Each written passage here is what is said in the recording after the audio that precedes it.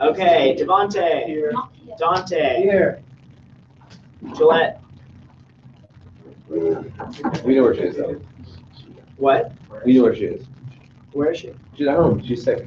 Oh, I forgot about that post. Didn't someone? Did someone get a proxy? I offered, but she didn't reach out. You can't be a senator and proxy for her in full. No, I offered it to get her. Oh. Oh. Okay. But, like, I couldn't just Alexis. be a ladder and say, oh, so be her proxy. Okay. George. Everything. Okay. That's it. No, later. No, it has to be now, if you want. So if someone showed up 10 minutes late to a meeting, you wouldn't count them as here? Are you gonna why FaceTime him in 10 minutes? What's the point of that? Mr. Speaker, I move to allow Mr. Knuth to appear by FaceTime. I second. This is like Stay is here. kind of a new level. Stay here. Stay here. You're.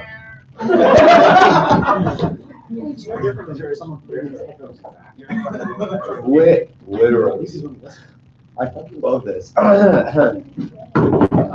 Okay, now we're gonna take it. That went faster than I thought. So now we're gonna wait until Kate gets here. She should be in a few seconds. She's bringing the flags too, so that's why she's. Oh.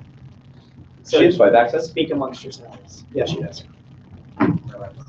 Play music game. How are you? Play Panda.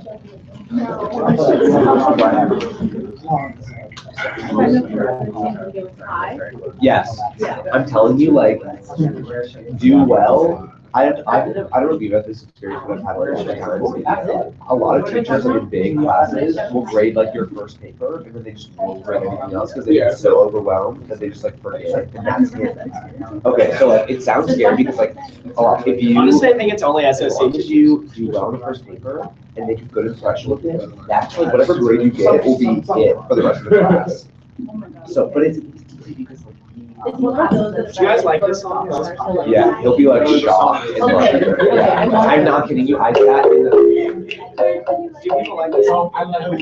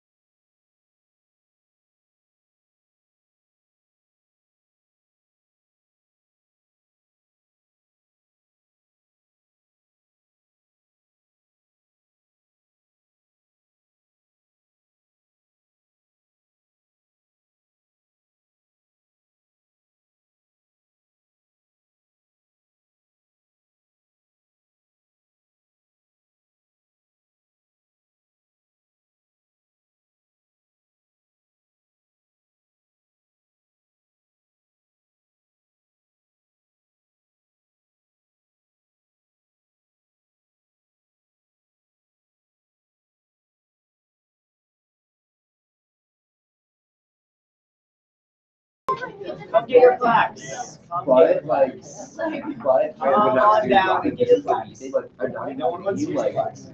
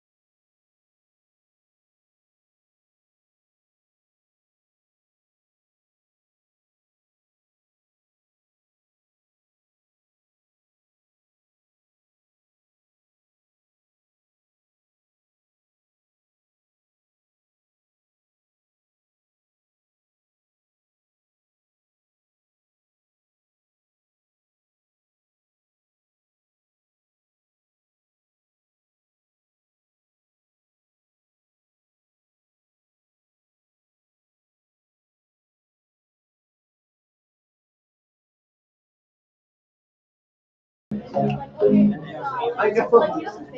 But you can tell when I, yeah, I told you. When I was Oh my God, yeah. even Shannon's in for it. I moved just less than a This is member. I mean, technically, I can without you guys. Ha. Oh, no, we're waiting for Kate to get the Yeah, document. it's me. It's my phone. I was just showing Kate. Yeah, go to this song. Can you play pop style? Is that one? What's that one with the afro? What's Chris? What's such a Jamaican song? What's that Jamaican song?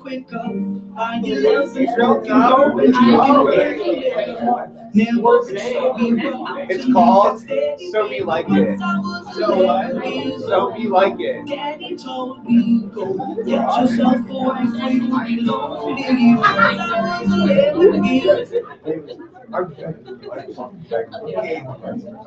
You gotta fast forward a little bit because the first part's just like heard like in an elevator. No, well, that might be the music video. The song might just be straight up. Is this it? No. What is it? I like this though. No, you're gonna like the other one much Hold better. on, who is the artist? Chris, Will, someone tell me the name of the artist. No, I can't.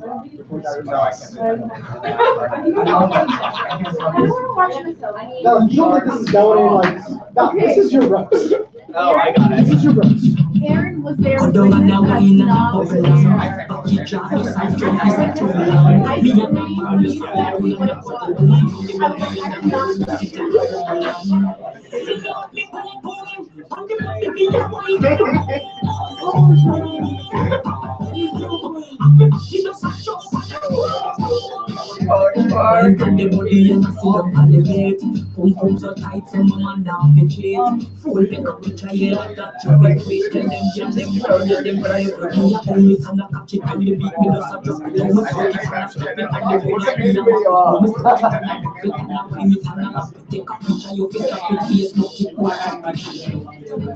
Yeah, you start. Yeah.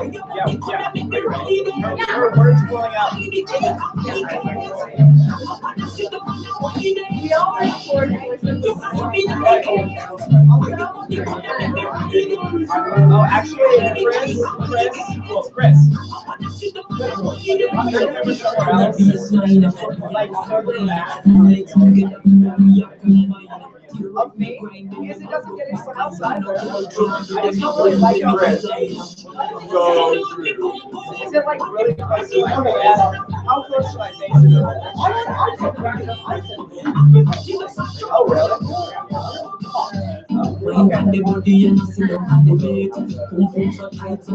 Her words not responding. Her words not responding.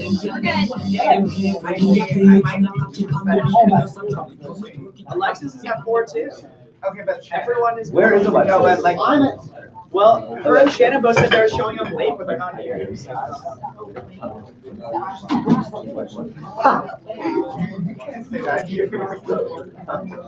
I'll be her today. What? I don't know. Yeah. Okay. Good morning. Right here, so like. Afternoon. Do you guys want me to go through attendance now or during my report? Just report. can we finish roll? I'm not actually gonna. We did roll call. I finished it. Oh, you don't want to do it now? Let's just. Yeah, I know. I was gonna go through attendance after I did roll call, but just. Oh, okay. You want it Just do it now? in your report. Okay. That's what I needed. I was asking. Okay, adoption of the agenda, but actually someone needs to make this at least 2 minutes. Yeah, Mr. Speaker, after a whole lot of work over the past semester, really, with several members of the student government, I moved to introduce Bill 15-16-028. Can you just do wills too, so we can do one? I can't do them all, I'm just gonna do my spiel. Bill for the freest and fairest elections, which is the major elections overhaul bill that we've been talking about for the past few weeks. This is the deal that deals with the bylaw changes, and which is accompanied by, which will be accompanied next week by an amendment to the elections policy book. And wills. We have to do one by one.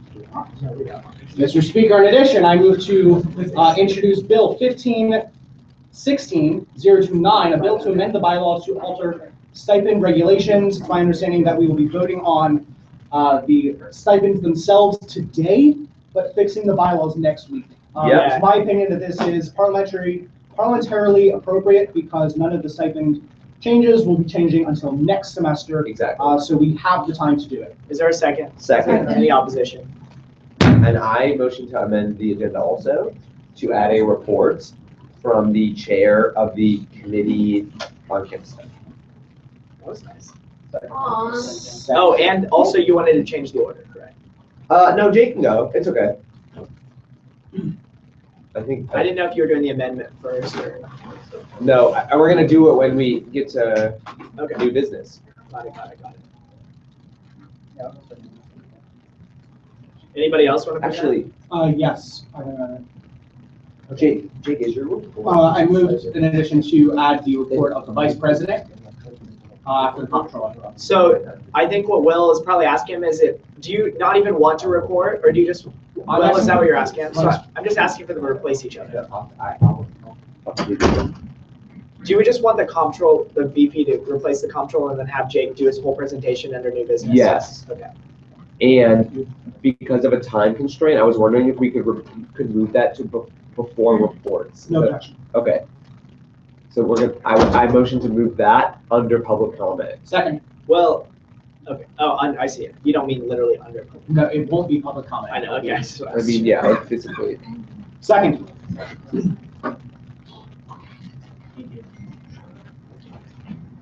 Okay, any opposition? Did you? John, did you send the minutes out from last week? Yeah. Okay, Yeah. so adoption of the minutes. Move to adopt. Second. Any opposition? Sorry. Okay, public comment. Okay, now Jake, you're up. You want to pull up the? Yes. Oh, wrong.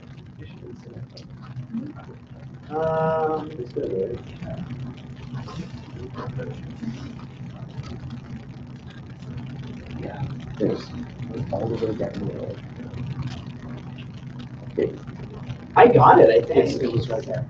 No, no, it wasn't. Is there separate emails? You definitely got it. It's that one. Maybe I'll forward it to you. Oh, it is that one. Okay. Sorry, just we had an ensuing conversation after, so confused. Yeah, good idea. There you go. Okay. So here are our suggested stipend numbers for next year. We have $10,000 for the president, $8,000 for vice president, comptroller, and secretary, then $4,000 for chief of staff, speaker of the Undergraduate Senate, KPU, subdirector, and WI, and then $3,000 for SAC, and we were, I guess, gonna move up Founders Day possibly from 25 to 3,000. And then director of IT, $1,500, associate secretary, $1,000, executive director, student voice, $1,000, and then $500 for the last two, with the directive fund of $5,000 so that people can get paid still if they've done like exceptional work but haven't been able to get paid through these types of numbers. It makes the process a lot easier, like, basically. So there's gonna be questions, I'm assuming. Yeah, any questions? This is exciting. So the pay of the speaker has fluctuated a lot over the past few years. I'm curious, the rationale to increase it this year by 2,500 to the largest it's ever been. Yeah, I think that that was from conversations between Dave and Faith, where they both thought that they were doing similar amounts of work, one for the president, one for all of Senate. And so the idea was to make them on equal pay grades. Did you have a question? Yeah, I have a few more. So right now, there's a good amount of deputy directors who are paid.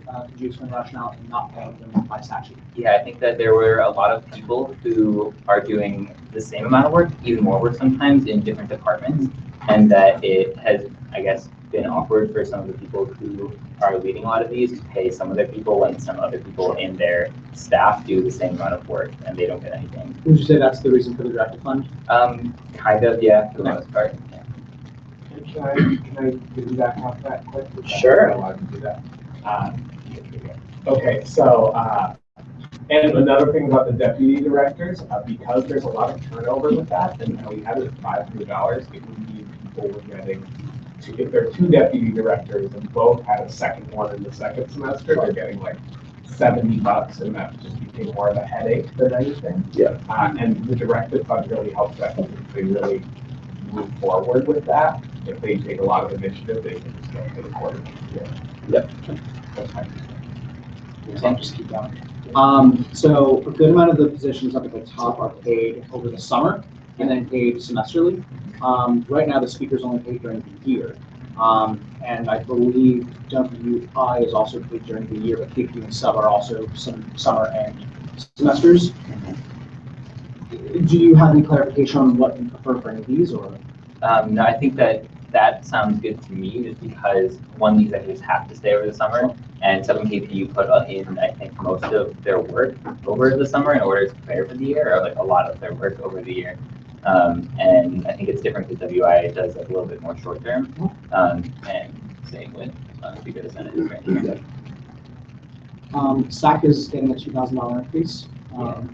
We have had right now a SAC record for 3 weeks, and the first one was here for a few months. Yeah, the idea behind that one was that it is generally a position that requires like a lot of technical skill and a lot of work, frankly, that a lot of people are not interested in doing because of the low amount that it costs or that it pays. And so the idea is basically to get someone who's really good at their job, but also will stay the entire year. Sure. Which is a big issue. And then I have 2 questions for Faith in a second, but while we're up. Director of IT is getting a decrease in 500. No, I think it's the same. No, it was the same. It was Yeah, I 1,500 think this past it's the year. same from last year. Yeah, so I'm only able to work off what the bylaws saying. So the bylaws say that they get 2,000. Yeah, the bylaws We do not have been follow messed up those. for centuries. Yeah, Like, I we're think going based off of the last budget cycle. Okay.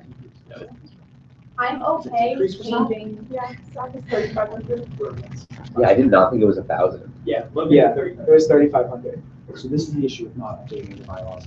Well, and it's the issue, it's so difficult to update the bylaws anyways, which is why we're considering just getting rid of the, the bylaws are supposed to be a standing rule and it. Yeah, let's keep going. That's all I got. Do you have another question for me? I do, if anyone has some questions for me. Anyone have questions?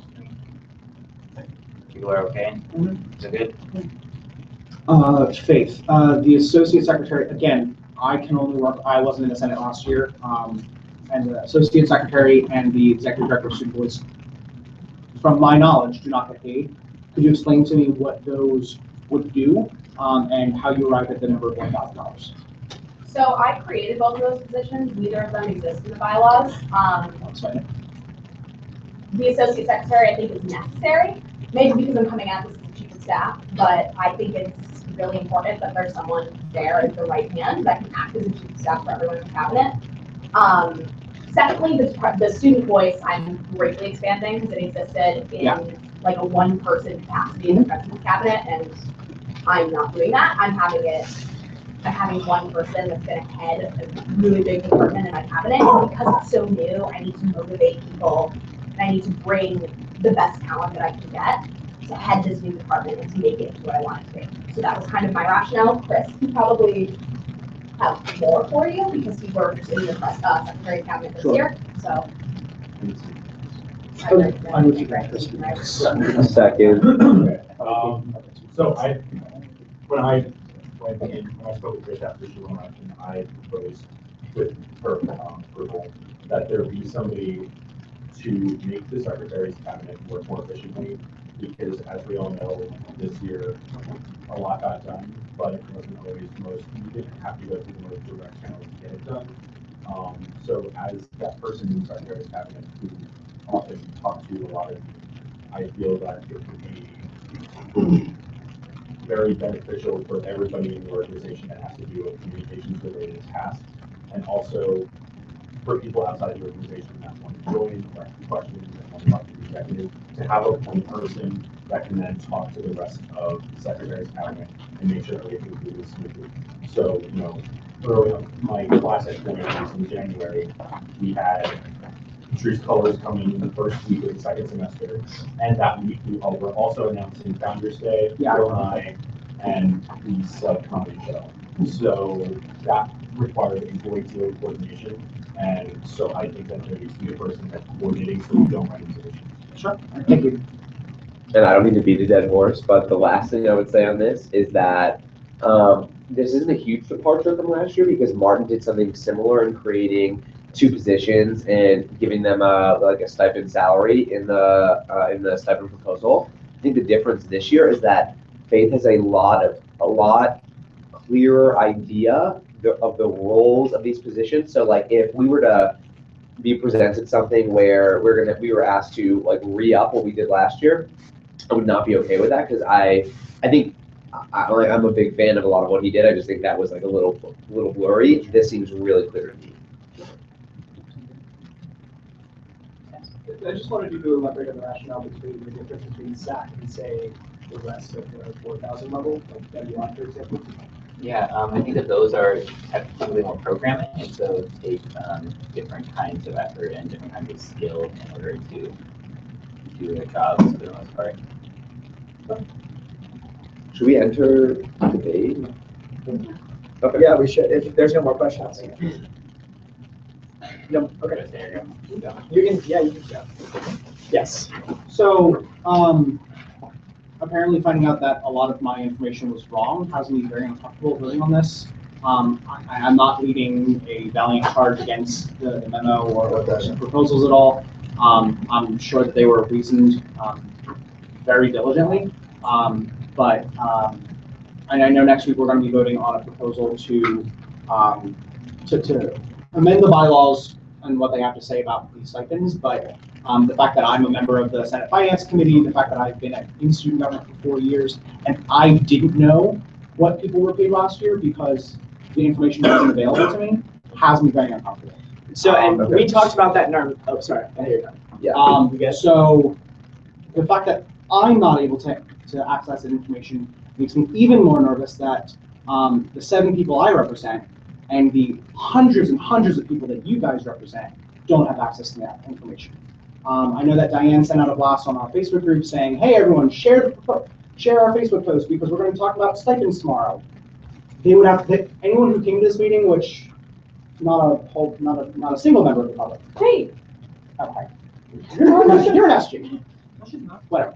So again, I think people are understanding or get what I'm saying. I'm not voting against it, but I really hope that in the future, like the amount of money that people are getting paid from student taxes, and that's how I always look at the activity fee, is much more transparent than it is right now. So I can't speak entirely on her behalf, but I can say that this came up during the meeting, and Shannon already said that she is dedicated to disseminating this so much more than it ever has before. Sounds good to me. And on the old website, before the website crashed, this was, the budget was on there that we passed last year and the stipend. So it was on the website. Then like all hell broke loose. And I know a lot of things just never got put back up on the website because we were having to start from scratch. And so that's something that we can ensure happens next time. No, I was about to say that it's really been a communications issue, and I know the website was gone for a significant amount of time over the summer and at the beginning of the semester. And like a lot of us just forgot what was on the website to begin with. So that was an issue. And when it comes to communications issues, like it happens. It's happened a lot. But I just think this is a sort of a fine recommendation. I think it reflects the amount of work that all these different heads of or sections of each organization puts into this sort of like into SG. And I'm motioning for that. Pause. No, I'm we gonna have some make changes. the Oh, amendment. good. That's Oh, I okay. didn't know. I withdraw. Sorry. I was gonna make an amendment to bring Founder's Day up from 25 to 3. And there's a good reason behind this. Somewhere else, right? No, because we're Here's the thing. under. I was gonna say, So we're under. So we are basing these. So 2 things, and I'm going to talk about this in my report. We're basing these numbers off of a big sort of array. Yeah, we're falling within that array, and also we only spend 15% of the money we get on stipends, so that also means this. And even with the 500, we're still going to be under. wait. So you want to increase standards from 25 to 3? Yeah, Okay. and then I don't. I'll wait till we vote it. Any other questions? Now, so that's the amendment. Is there a second? I don't second increasing IT to 15,000. Small objection. Sorry. It's Zach is at 3 still, but that's my next question for John. We can get that after that. Oh yeah, sorry. Yeah, I'm sorry. I was just typing really quickly because Okay. I wish because Excel sheets are a little easier to use. So Will made the amendment to change founders to 3,000 to match SAC. Is there a second on that amendment? And now we'll open for debate. Does anyone have points of debate on that amendment?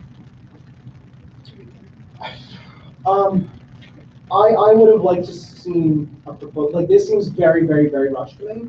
And it seems like a very appropriate place, or it seems to me like the appropriate place for this conversation would have been in finance committee. I'm not voting no, but procedurally I have issues with the way we're doing this. Do you have any thoughts? I'm not voting yes. Yeah, I got it. The answer is yes. So if you want to make that point next, yes, sorry. I'll address that in my report, but I, as the chairman, feel comfortable with these stipends. Well, I'll do it in my report. Valid, we're all good, okay. Yeah, I was gonna say procedurally from my perspective, it is the comptroller's job to make these stipend recommendations, not the finance committee. Yeah, I'll explain in my report. I know, I agree with you, but I'll explain in my report. Okay. And then I think. Is there any debate on this amendment? Let's just stick to the amendments. That was debate. was I need to vote by voice. Second. Okay. All those in favor? Aye. All opposed? No. Okay. The ayes appear to have it. The ayes do have it. The amendment's adopted. What was graphic design 500? Before. Sorry, I'm just trying to update this. I don't know. Maybe. Graphic design is correct. In the bylaws, it's 1,000, but. I was actually just gonna bring that up. If there was money to raise it to 1,000, I would really appreciate it. What is the market? Okay, so let me explain. So this is how, so we're basing it off of last year's budget numbers because we don't have next year's budget numbers yet. But there is a lot of wiggle room because one, we were under last year, right? Also stipends technically are a whole different process in the budget because technically stipends are 15% of the total student activities budget for all three organizations. So that doesn't, so just because we might end up getting 50% of the budget for all of our other spending doesn't mean that we have to take that same percentage for stipends, right? We could take like 80% if BAC agrees to it, or if the Senate agrees to it. But so what this actually does is this actually brought us in, I think, if I'm not mistaken, when I did the math, it was like 53%. This would be 53% of the 15% of the stipends. Well, we are going to be advocating for 56% of the budget, which means that we have wiggle room with these numbers right now. Does that make sense? Assuming that we're going to advocate to take 56% of the 15% of stipends, or whatever, which I think is appropriate if we take that amount of the budget, right? Last year we didn't. We had to cut our stipends because BAC wanted it to be a third. But we didn't think that was fair considering we got more budget money. Jake. Also, we have from student government 24 positions, while the board has 8 and ACP has 16, so we actually have exactly half of paid positions. There's a button. There you go. And all those paid positions, a lot of them are higher paid, so that's why I think it would be easy to say that like, we need more money for it.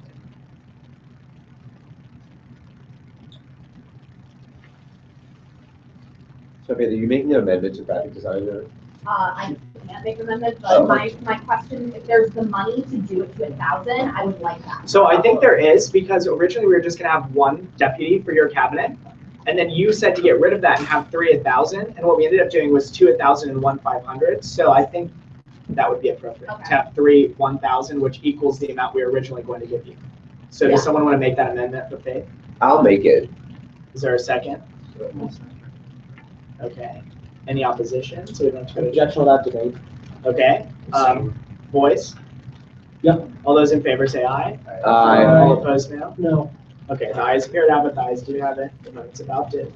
While we're back in general debate, because we don't know what the actual number is, right? Like, and I know there's a little bit of apprehension there. What if we go over?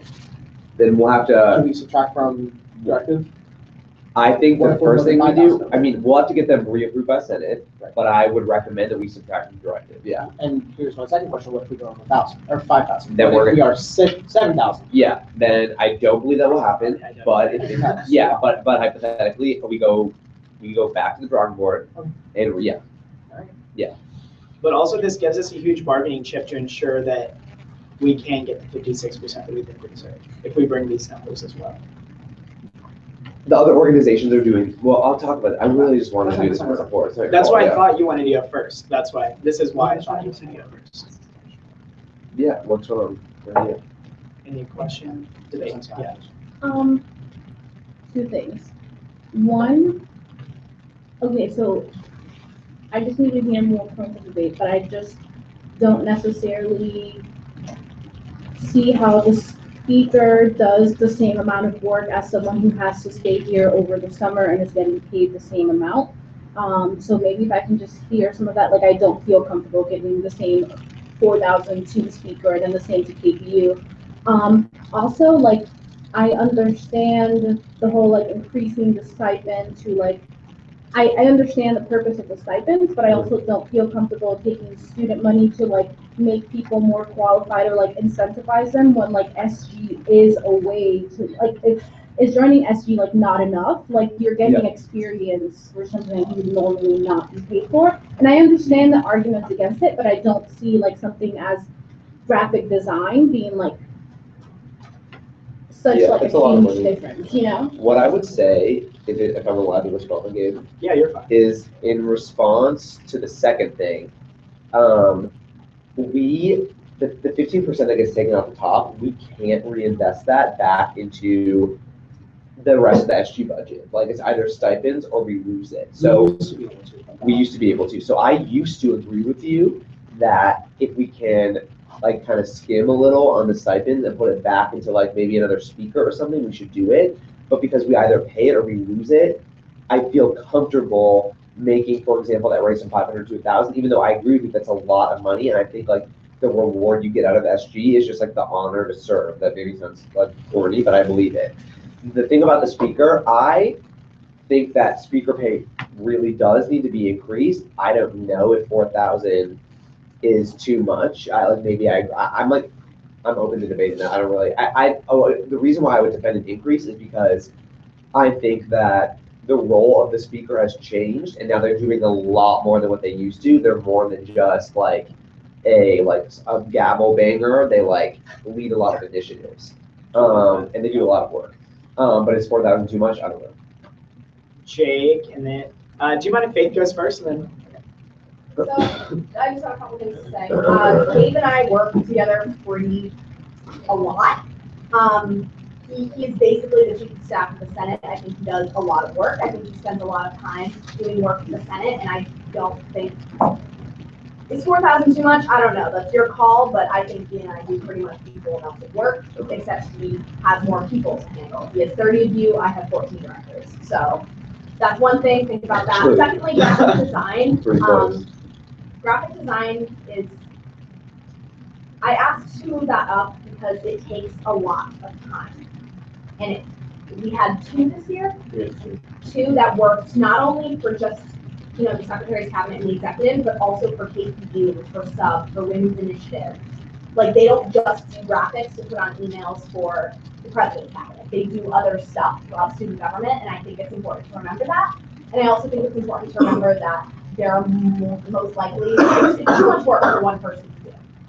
I have to hire 2 because it's just too much work. I think it's important to remember that, you know, this kind of thing takes a lot of time and it takes a lot of work, and sometimes it's just too much work for one person.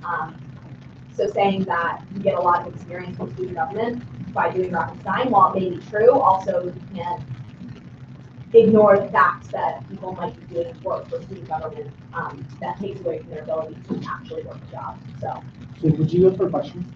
sure thing. If you want to hire 2, how do we split the 1,000? That's always. I'll work it out. 2 what? I said I can work that. What?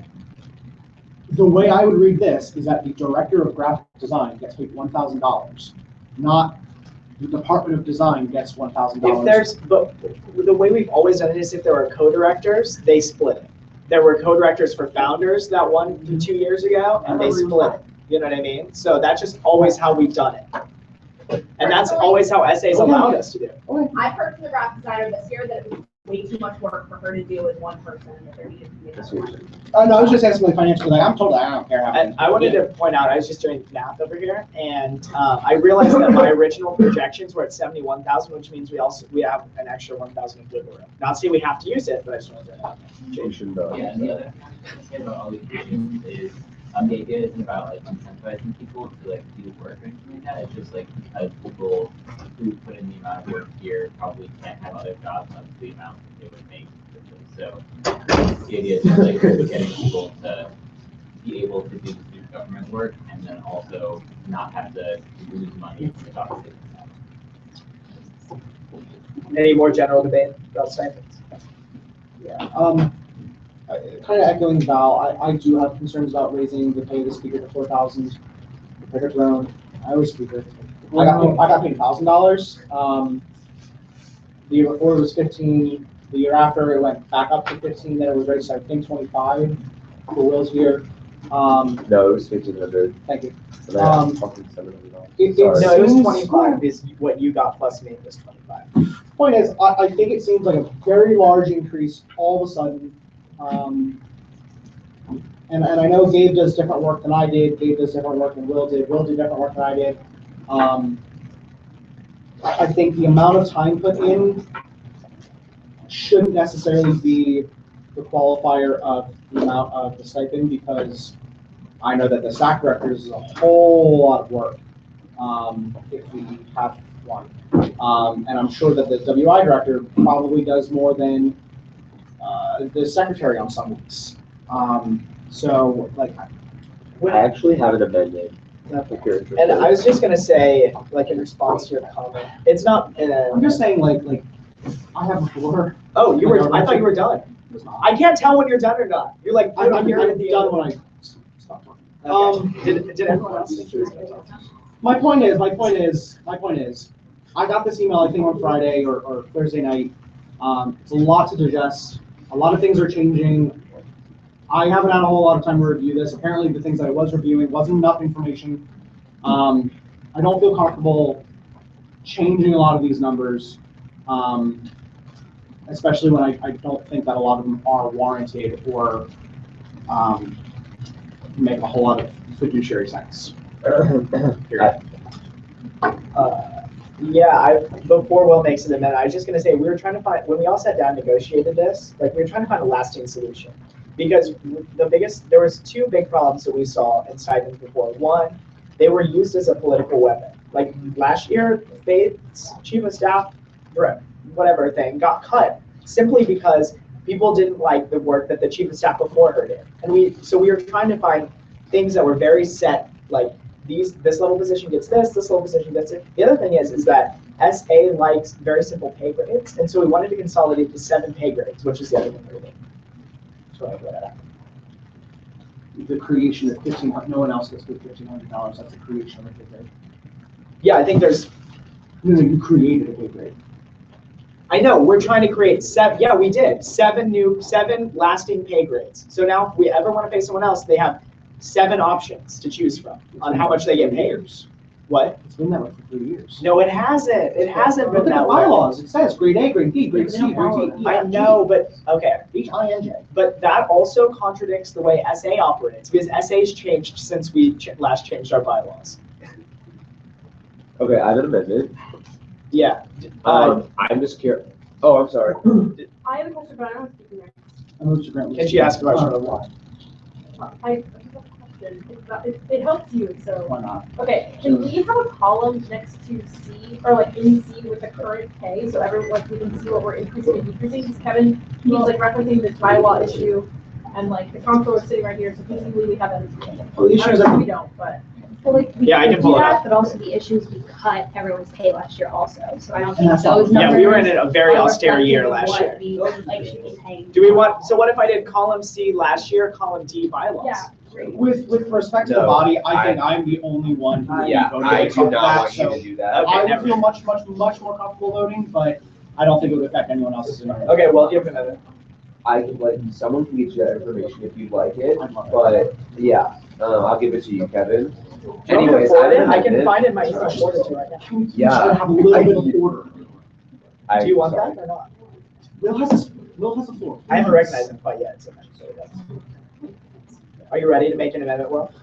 Yeah, this is like maybe up for discussion, I'm just curious. I was thinking of, bringing speaker down to 3 and bringing SAC up to 4. Because I did not know that this was a cut for SAC. And I agree with what Jake's saying, that I am really worried that we went so long without a director. And I also know that admin is really worried that we went so long without a director. So maybe, oh, are you against that? Kinda. Okay, well, I was gonna make it. I have no Is position. there a second? Okay. Okay, Kevin, and then Dom. So, like, we've gone so long without a director, like, yes, like, we did, that's a major problem, but we replaced the director with a freshman who I voted against because he didn't know what the hell he was doing, he didn't know what SAC was. And I know, like, the conversation was mostly revolved around, well, we have to have someone to do it. I don't think, and I kind of agreed with that, right? Like, we need someone to do it, but $4,000 is a lot of money. It is a lot of dollars. It's a lot of dollars. I mean, It's a lot of dollars. Devontae might be able to add something to the discussion Absolutely. based Yeah. on his quality of candidates, right? I don't know. They're 5 pound moves, so I think. 4 pound long? Yes. Dante. Correct me if I'm wrong, someone who has the figures, do we have an extra 1,000 to play with? Yeah, This isn't an extra because I'm It is. speaker guy. Oh, I know. was talking about, yes, I understand. Based on the projections that we played with, 71,000 is the max. what I would say though is that $71,000 is the max if our projections line up, and they might. I don't want to scare anyone, 53.5%. but they might not. But we don't even know what the total of that 53.5. That was based on last year's budget numbers. Okay, and I don't think it's going to go any lower, so then we do have 1,000 to play around with. I was just wondering. Yeah, we do. Yeah, I based it all on last year's budget numbers because I didn't want to. Might be. I don't think we'll go any lower because we're enrolling more students, but I don't want to take the risk of going any higher. Well, Yeah. We're just talking about. Yeah. Unless you. Anybody have more debate on changing? So I'll just put it right here. If you make that amendment to my amendment, I'll say it's friendly. Wait, what do you want to move the 1,000 to that? Mr. Speaker, I Yeah. have an amendment to strike the decrease from the office of the speaker and to replace it with an equal decrease in the director fund. So Yeah, I don't support. decrease the speaker, but decrease. Yeah, so I have Will's, this is Will's amendment in this column, this is your, No, he's amending my amendment, okay, which so you don't I mind if I consider change that? friendly, so there's no need to vote, right? No, that's Oh, that's not true. still needs to vote. Okay. So there it is. And this is a general question, maybe, I don't think it's part of this inquiry, but the extra money goes to student government's stipend account, yes? No. The student government Leftover doesn't have a stipends. stipend account. We There's use just a that money. master SA stipend account, and technically, what they do is they take that money and they put it in restricted, So my question an is, SA restricted, which how do- no one can access. Yes. how do we arrive at 71,000? How did I, because I took the, 53.5%. So we get that proportion of the Sorry, I stipend. just turned this VCR on back. So we get the total proportion Okay, of I think- the budget. We get an equal proportion of the Okay, so stipend this is the, account. so you have the budget, right? Like the total budget, which was like 720,000 or maybe a little more last year, right? And what they do, that's for like all of SA, for the 3 organizations, right? And then it was actually way more than that, I take them back, it was like almost, doesn't matter. But whatever it was, then they take whatever that number is, and then they take 15% of that, and then they put it in a stipend account for all 3 organizations, right? And so last year, VAC decided that it wasn't appropriate for us, the way we saw it, is if we're taking 56% of this budget after 15%, then we should also take 56% of the stipends. It only makes sense, right? Those are the proportions. But VAC didn't agree with us last year. They thought, first of all, they wanted us to be austere in general, which is how we ended up with the budget we did. But they thought that the stipend should split a third, a third, a third. So that's why the stipend numbers from last year were much, much lower than this. It was, the stipends from last year were 54,000 because we were only taking 33% of the 15%, right? So the projections I'm using are 53.5% of the 15% based on last year's number. And you can assure that we are assured 53.5. I think that is a fight that we can take to back because I think we deserve it. And also, according to your reading, back has to do what we say anyways. So the other way around, they can't do anything unless we say so. Okay, so if we pass this, then, not the other way around. Hold on, no, that's what I'm saying. Like, if we say that this is the stipends we want, then that's what they have to do. It was my understanding that if they present a proposal, we have to approve it. Yes, Not the other way around. So Yes, if we go to back and they outvote us and want us to take 33% of the stipends again, then we can vote that down. Is what you're saying. But what you are telling me is that the status quo is the 1/3. Okay, the status quo of 1 year of back's existence. Like, I'm literally the only person who's. And to be honest, so I think we can move on. Well, and if we, well, here's the I thing. will effectively handle all of your concerns. Yeah. And if we stick with the status quo, then that means we're also going to not get the 56% we deserve, and we're going to be in another austere budget cycle. If that's what you actually want the status quo to be. That's not the conversation right now. Okay, so let's. Does this make sense though? Does this make sense to everyone about how they do it? Yeah. Okay. So. Hold on, Chris has a question. I have a comment on striking $1,000 from directive. This doesn't have anything to do with increasing staff, it's just where you're taking it from. As somebody who this year could have been paid from the directive fund, and I know other people in both my cabinet, the secretary's cabinet, and throughout the organization, who deserve to be paid on it, and this would be creating opportunities for that. Based on how much work we put into this organization, I would be very cautious about further condensing that money. But condensing that money, because now you're reducing the pool of money that could be paying the deputy director of the deputy within the secretary's cabinet, deputy chief of staff, these people that deserve to get paid because they put so much work into this organization. And I'm not saying the SAC director doesn't, but I would just be cautious where you're taking it from. And if we have another $1,000 that we can technically play with, I would rather see risk that, like I know I'm not on the finance committee or whatever, but I would rather risk that $1,000 now that it's taken now than taking it from students that do that. Oh, yeah. We'll do Devontae, then Kevin. I just saw his hand first, and then. Okay. I have a question. So I know this is kind of part of the conversation that we wanted to also consider paying committee chairs. Would that be coming from the director? That would be coming from the director. Okay. And there's just a possibility. Yeah. That's so just something that I wanted to do a while ago, but. yeah. So if that does happen, which I'm not like opposed to at all, I think we should be careful with taking money from the director. Kevin? Well, their response is from a very, very financial and fiduciary. You can't allocate money that you do not know exists.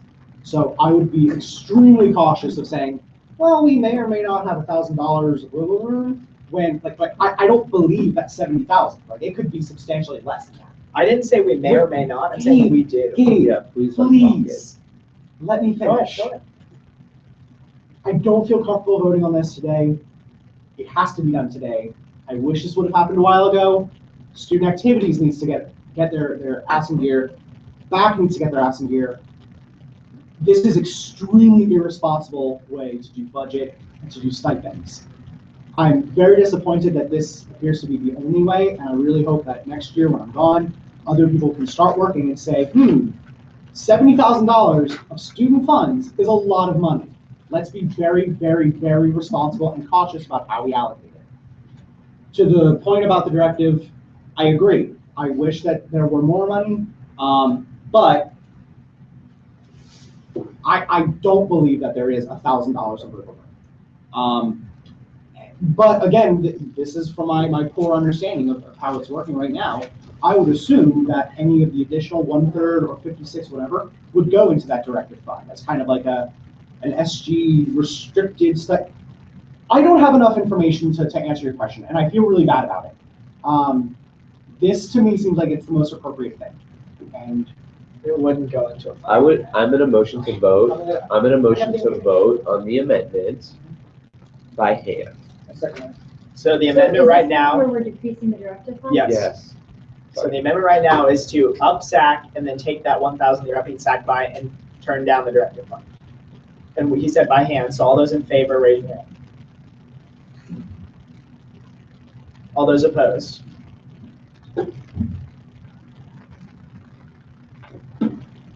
So it's 5-5. I'm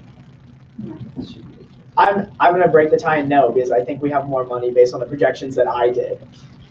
So you're gonna Mr. keep Speaker, I'm going to SAC. move to decrease speaker by 1,000. Increase the SAC.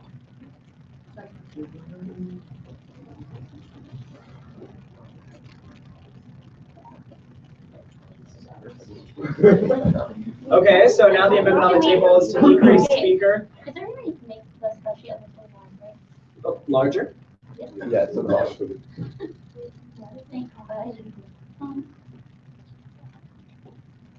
I can't go much larger without it cutting it off. Yeah. Can you see it now? Okay.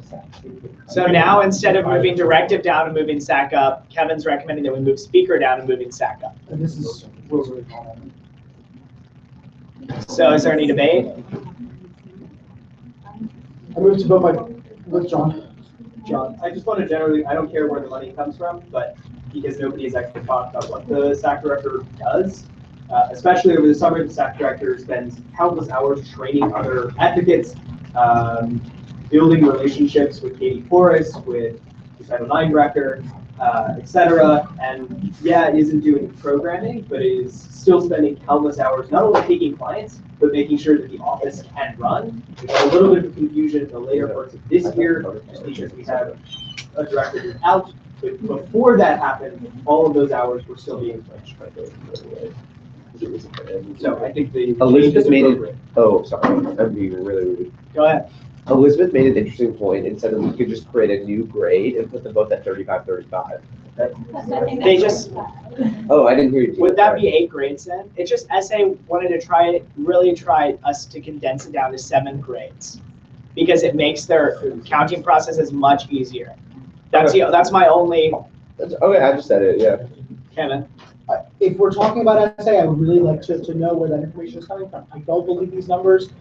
Y'all could be lying to me. And like, if we're taking the word of SA, then I would like to read the word of SA. And this is something that I'm just going to keep bringing us back to. But like, this is like a major issue. I've spoken to Mike and Doc. I don't have a problem with doing the extra. Okay, I was just going to respond. Okay. I'll wait till my report. Okay. Okay, any other points on this amendment? I like this amendment the way it is. I still believe I've not been convinced that the speaker should be paid as other directors who have to stay here over the summer. And that is wrong. Should we consider moving WI down too? what? What if we made a stipend level for people that stay over the summer and a stipend level for people that don't? If that's your argument. Because WI usually doesn't stay and SAC usually doesn't stay. I thought that does stay. The SAC stay. So They didn't last summer, so I they're don't not know. required to stay, but they are always running training over the summer.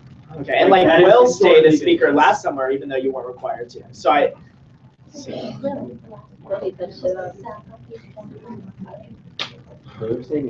Yeah, Devontae. I think a lot of the arguments are coming from a lot of the direction that people in these positions are taking while they're in the position. Like we're arguing on how people are doing their job. Like because someone doesn't stay over the summer, but someone else does, they should get paid more. Like it's just a lot of subjective arguments that are being made. Well, arguments are subjective, but like we're all basing these arguments on how the person in the job does the job, not necessarily like the bottom line of the job itself. Yeah, it's just hard not to. Sorry. Can I respond? I agree with what you're saying. It's just hard to not do that because of the stupid way we pay people at the end. Like it doesn't. Like we don't pay them at the end, but like we revisit everything now and then like fingers crossed and then pay them. So it's just a weird system. And that's why we just try to create a system of equality where if you're a second in command, you get paid this much. Haley.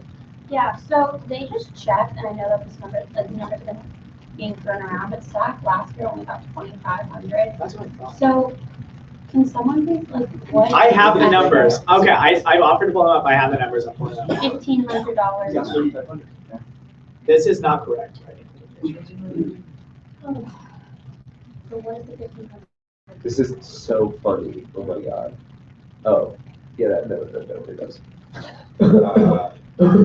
There's nothing like we're hiding, it's just like funny conversation. Well, it's just also right that Sasha, the president, gets paid 95. No.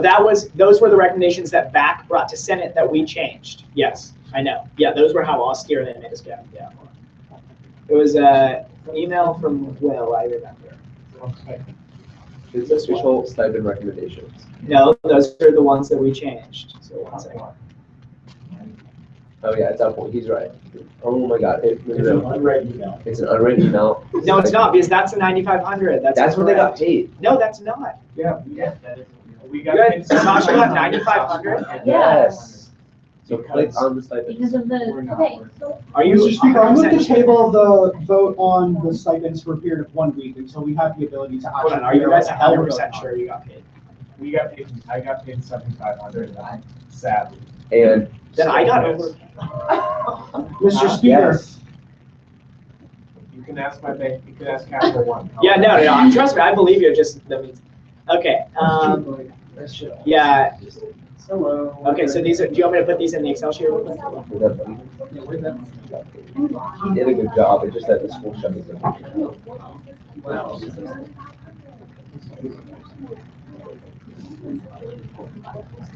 Oh, sorry, I keep trying to select it. Oh, you can watch it. yeah.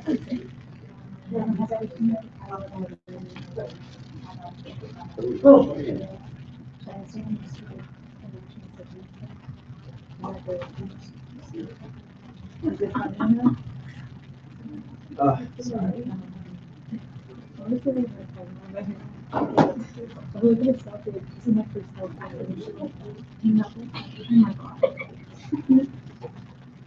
Hi.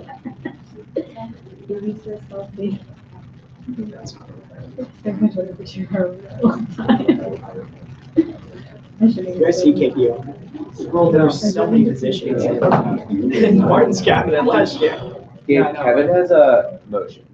Yeah, can I just put these in here? it would Because allow they're you gonna have to it would happen allow you to anyways. take a week to do it. We can't do that, Well, we have to bring our commissions back this week. Well, let me just say that we could still bring these as the official recommendations from the comptroller. They just haven't been approved by the Senate yet. Okay, that's what you want to do. Kevin? Mr. Speaker, I move to table a discussion of the stipend memo for a period of 1 week. Second. I have a question though. What do you plan on discovering between now and then? Well, apparently we're increasing, speaker by 2,500 instead of 500, which we thought. Apparently Yeah. we're decreasing IT by 500 instead of, oh no, we're keeping it as was. We're deleting a lot of positions. This is a lot of information that I do not have access to right now. We're trying to figure out on the floor right now what SAC gets paid right now. But that's what we're gonna, sorry. No, because But like, does that matter to you? Like, Yes. does it? absolutely not so. I mean, but in you think my- that like I like these pay grades. I think they make sense. I think they're good. And a week from now, And I think you've had the opportunity to read them. like a we day said that before we- you. Wait, when did There's a motion on the floor, I second. Yeah, we're in debate. I know, we're in debate on it. Yes, thank you. Jake? Also, just to make the only thing that I think is really important is that people who do get paid over the summer get paid more because they're going to raise their housing. Like, I would not have been able to be here in my position if I wasn't gotten paid from the stipend over the summer as well. So that's been really unfortunate. And having them to figure out who does what, who stays where, who's required to. I don't feel comfortable voting on this. Okay, I don't have let's the ability vote. to figure out. We'll bring Is there no more debate? Or here's my question to the body: Would anyone take the week to look at it? I think these are good, but I would. I'll withdraw the motion. Sorry.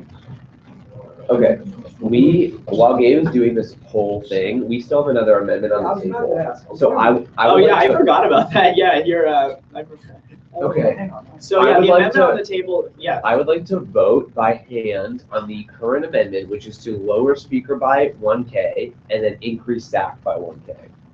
Is there a second? Hold on, you want to vote? Yeah. Is there any objection to voting now? Okay. All those in favor say aye. No, I asked by hand. Okay, sorry. I wasn't listening. Sorry, I'm just, All those in favor, raise your hand. because we're voting, if anyone doesn't know, we're voting. All those I just see a opposed. lot of people not. By a vote of 7-4, the amendment passes. But you can be reversed. Just, I just don't want to.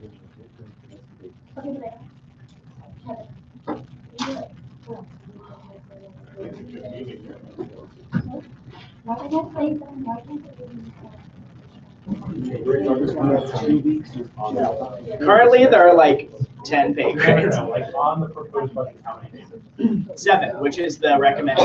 The number of papers? Mr. Speaker, I move to vote on the proposals at large. I second. By voice. Yeah, hold on, let me just get rid of this column. I just want to make sure everyone can look at this and know what they're I looking don't think no one is. at. Oh, you don't think Let anyone's me, looking at it? before we vote, I'm just gonna say, these have to still be approved collectively by BAC, and SA needs to agree to them. So if anyone comes to the conclusion, like you sleep on it and you're like, oh my God, this sucks, they can be amended, and I'm sure Jake is comfortable, as am I, taking any meetings to talk about changes we might want to make. But I second your motion to vote, and are we doing by hand? Yeah, and so just to be clear, we're voting on the numbers in column B, okay, guys? And then column C was last year, and then column D is positions that we're eliminating that were paid last year. Okay. Okay. All those in favor, raise your hand.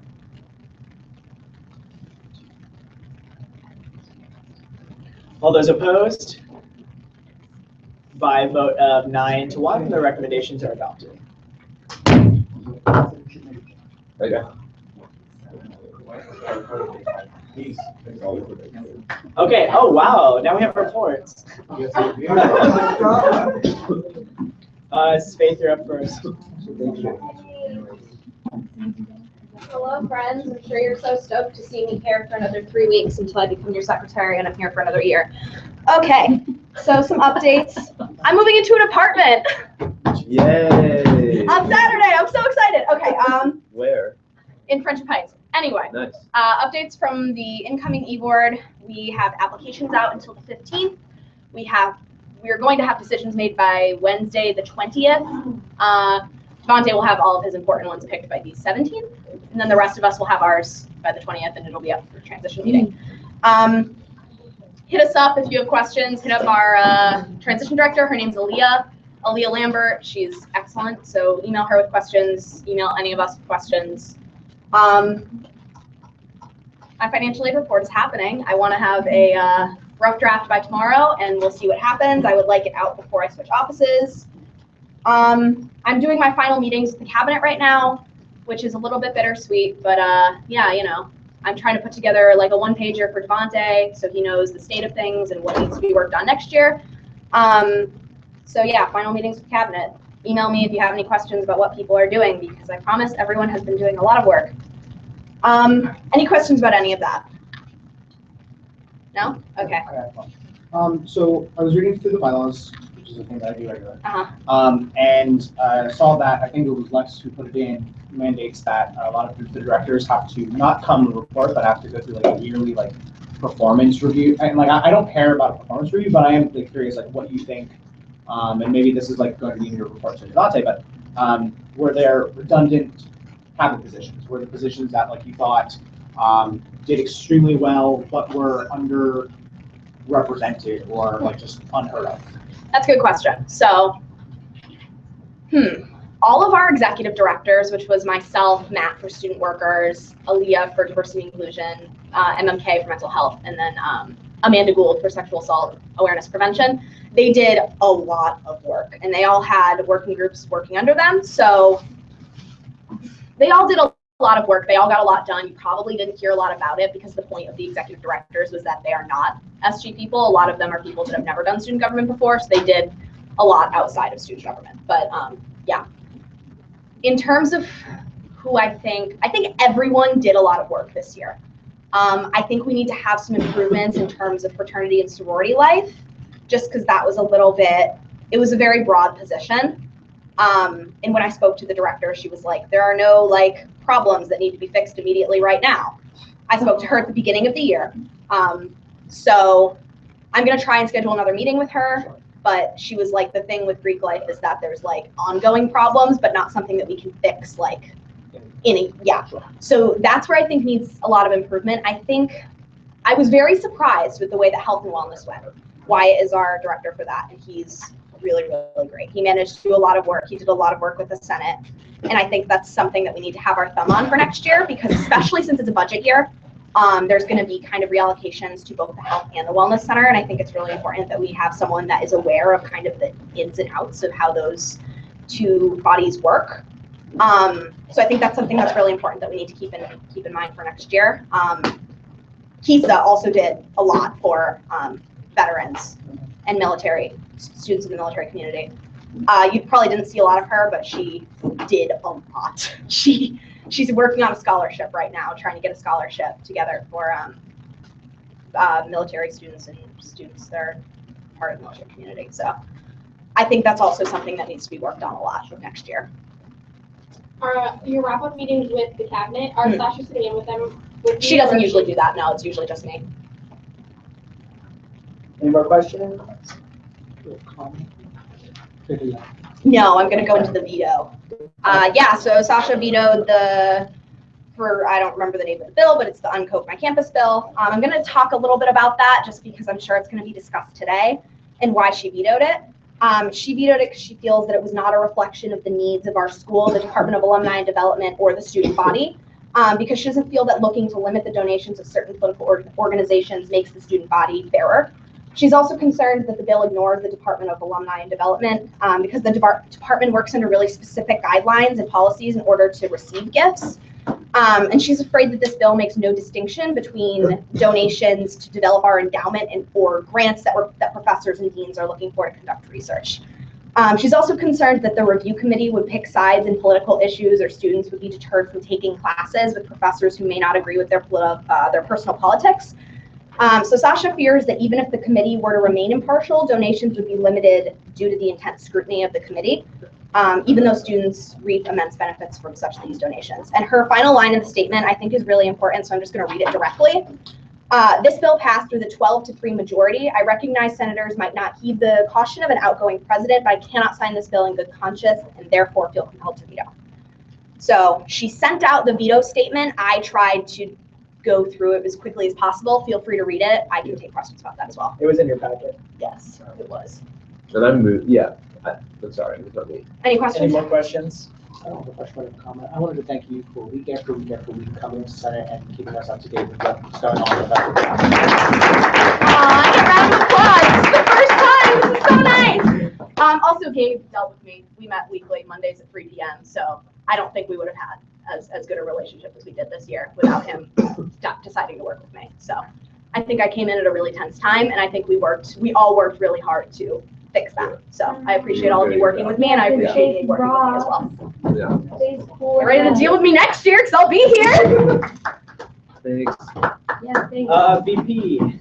Stay forever. Get ready. Hat Jack is coming. Oh, Hat on.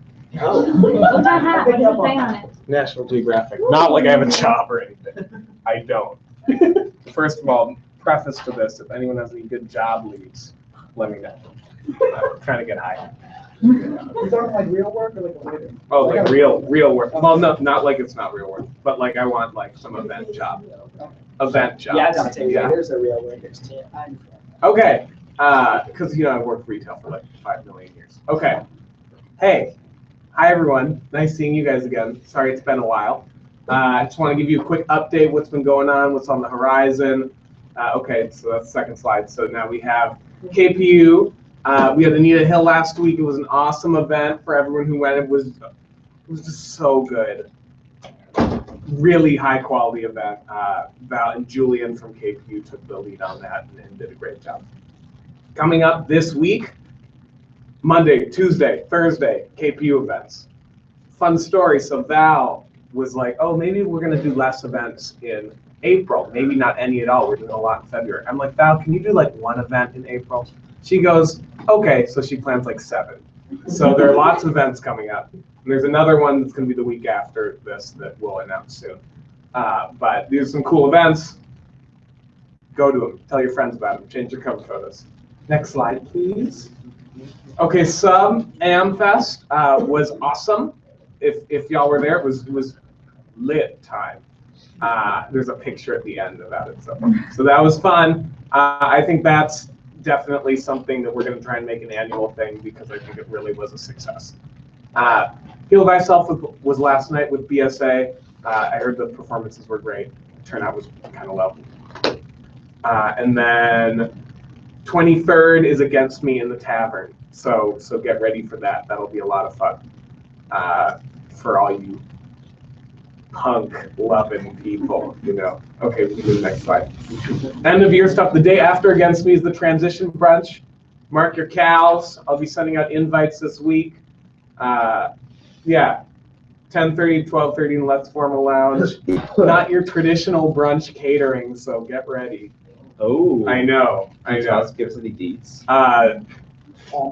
Really large items. Okay. Oh my god, I hope you're getting those empanadas from that one place. From Julie. I just went there the first time the other day. They're so good. Yeah. Yes. Where are they? Gentlemen. Sorry. We're gonna reschedule that food truck event. Got some contracting issues there. And yeah, I know. Blessing in disguise. And then Campus Beautification Day is April 12th. Raid Day, April 13th. Just want to throw this out there. We're not actually co-sponsoring with it, but it's something that the campus community is really trying to rally around this year. So look it up on the internet and you'll find things about it. Okay, transitioning is going well.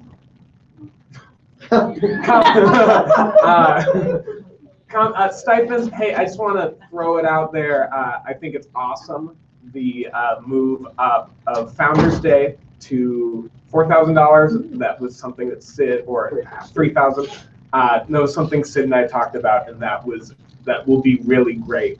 One of the big things about Founders Week Director is that you have to get everything done in business hours, and that's something that's tricky that will make the director who come into a few more, not roadblocks, but it makes it a little more challenging because this event, you can't really do things because there's so many phone calls that you have to do. Yeah, you can't just because, you know, I can do things all the time, but for Founders Day, you really have to have that 9 to 5 presence. And this is Sub and Ray Goldgreen at AmFest. Yeah. Questions? Missed you. So I think this is the first opportunity we've had a chance to talk to you since long of the year, and I wanted to talk about that. I wanted to talk to Val too about it, but so I mean, like over the past few years, like we've been here for 4 years together, and like we've seen like amazing speakers. And Don Brazil, I thought was an amazing event, and I had a great time, but no one went. Well, okay, keep going, and then I'll. To the people were not coming in droves to the point where they were no longer checking tickets by the time I got there on time. They were checking out first one in. So my question is, why? Like, why was that event like less attended than other? So events? it was a 500 to 600. I forgot what the number is. It's in that range, which is a good range. I think that's a wonderful range in terms of we can cut down a little. So it's not huge and grand like Bill Nye, but you can cut down in terms of production and vendor costs, which is always a good thing, in my opinion. And it was the same setup that we did for Jessica Williams. So it was a different type of Wonk of the Year event than the usual bangers that we've been doing. Last year's was also the way that they had it. They did the full setup. I don't know if any of y'all were at Laura Bush, but they did the full setup and it was not as attended. So we made not full. So we made some changes there in order to adjust the production setup to make sure that we can house an appropriate number of people. The big reason why it's not big, we have to work with university marketing, and that is tough. We send them a list of 10 people, and they send us a few back that they're okay with, and then we reach out, and then we come up with a new list, and then blah blah. So it is an exhausting process. And Donna was eventually the person that we decided on. We had this year we were only going to have a walk of the year that was a person of color, and that was the big thing that we wanted this year. And it was just challenging to come to an agreement with university marketing. But we ended up with Donna Brizzle, and it was awesome. I thought everyone who went, did any of y'all go? Wonderful speaker, super engaging. I was so impressed, and I thought that we had a for the amount of money that we invested into it, it was a wonderful, worthwhile. I can't obviously say that to everyone, but it was a great return on our investment, which, even though it is Walk of the Year and that's a big deal, I mark it as a major success based on the money we put in and what we got out. That's my thoughts on it. Any more questions on that? It's a tricky thing. Yeah, I'm sorry. Yeah, Walk is tough, but we work to split it with UCM. That's another reason why they get such a big voice. Any more questions about me? Oh yeah. Thanks. Wednesday had 2 capstones, so it all worked out. But I got this hat. I heard the Prince one. It did, and I got $50 Amazon gift card. Nice. Y'all are good? Good? Okay. Let me know if you have any more questions. I'm not super laid back yet, but I'm pretty, Yeah. I'm ducking You're pretty laid back. Huh? You're pretty laid back. Yeah. Okay, hi everyone. So I'm gonna go over some of the stuff that happened last week, what's gonna happen this week, and then also try to sprinkle in some confidence and security so that we all feel good about moving forward. So first, let me talk about the back meeting that happened on Wednesday. So initially in the back meeting, we were supposed to discuss the full allocation for this year and try to talk about percentage breakdowns for each of the organizations. That was the goal given to us by student activities, but we didn't get that number from student activities. We still have not gotten that number by student activities. We are supposed to have that number by this week. They have not set another meeting for back. I presume it's going to be at the same time, which is Wednesday from 9 a.m. to 11 a.m. in MGC 248, I think it is, which is the art room. It's in the back, across from where those bathrooms are on the second floor.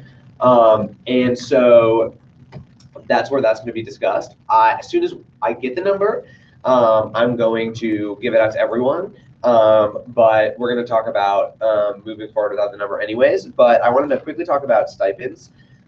So I wouldn't have been comfortable with telling Jake that those stipend proposals were okay unless I thought we were going to have enough money to fund them. And so let me first say that I've spoken to Mike and Dominic, and they've both told me that we are not going to get less than we got last year. So at a baseline minimum, I am comfortable knowing that we are going to have the same amount of money to pull from that we had last year. Additionally, the feeling and climate within BAC is very different than it was last year. There was one individual in BAC last year who really did not like student government and who was hell-bent over making sure we got as little money as physically possible, and luckily he graduated. So we are in a very different position this year than we were last year, and speaking to the people in BAC, particularly the people in AUCC, they are more than comfortable for SG getting I don't want to say sizable portion, but a 1 to 2% increase with the amount of money that we got last year. So Sasha's position is going for the 56%. That's as much as we can get. If you want to take that as our official position, because she's the president, take it as our official position. If we get 54%, I'll be a happy camper also. But I'm very comfortable with saying that we're going to be able to pay out those stipends because of the multiple conversations I've had with administrators and the people in BAC. Okay, while we have not gotten the number yet from BAC or from student activities, I and the finance committee all agree that it is not possible to wait to start holding hearings until we get that number. because we're running out of time. We have 2 more Senate meetings after this one, the 17th and the 24th, and we need a budget into first reading for the 17th, even though it's going to be a blank bill, and we need to pass a budget on the 24th, because then the semester's over, LOL, we defund ourselves and we don't have any money if we don't pass something then. So we need to start moving forward even without that number. So we've created a schedule for hearings that we're going to publish. I'm going to send an email out after this meeting that will be sent to everyone in student government, so that all department heads, any interested members of student government and any interested students can come into the finance committee and make budget proposals to us, pitch us their budget proposals. Those meetings are going to be as followed, and again, they'll be in that email, so you don't need to memorize this, but it's going to be this Tuesday from 8 p.m. to 9:30 p.m. in 30-minute intervals. So each budget or each department head, each pitcher will have 30 minutes, and that'll happen at the same time intervals on Wednesday, on Thursday. That Sunday, which will be the 17th, we'll put up the blank budget bill for first reading. Then we'll have more hearings on Monday and Tuesday in those same time intervals. So that gives us 1, 2, 3, 4, 5 times 3, 15 opportunities for people to come in and have hearings. And if any of those times don't work, we will be able to find other times, whether it's a Saturday or a Sunday, to meet with someone. But I have a feeling that all of those times are going to work for everyone. They've worked in the past. The criteria for what we would like you to have prepared for us in your budget hearing will be also sent out in the email today. It's going to be the same criteria that we used in the fall budget cycle. Again, hearings are not mandatory. If KPU chooses to just send us the number they want and they don't want to come into the hearing, Val is totally welcome to do that. But what I always tell department heads is don't be surprised if we don't give you what you're asking for if you don't come into a hearing, because it limits our ability to determine. I'm sorry. No, I'm just, Oh, yeah, okay, I'm just okay, cool. asking Sorry. questions. No, that's good. That's good. I was just nervous.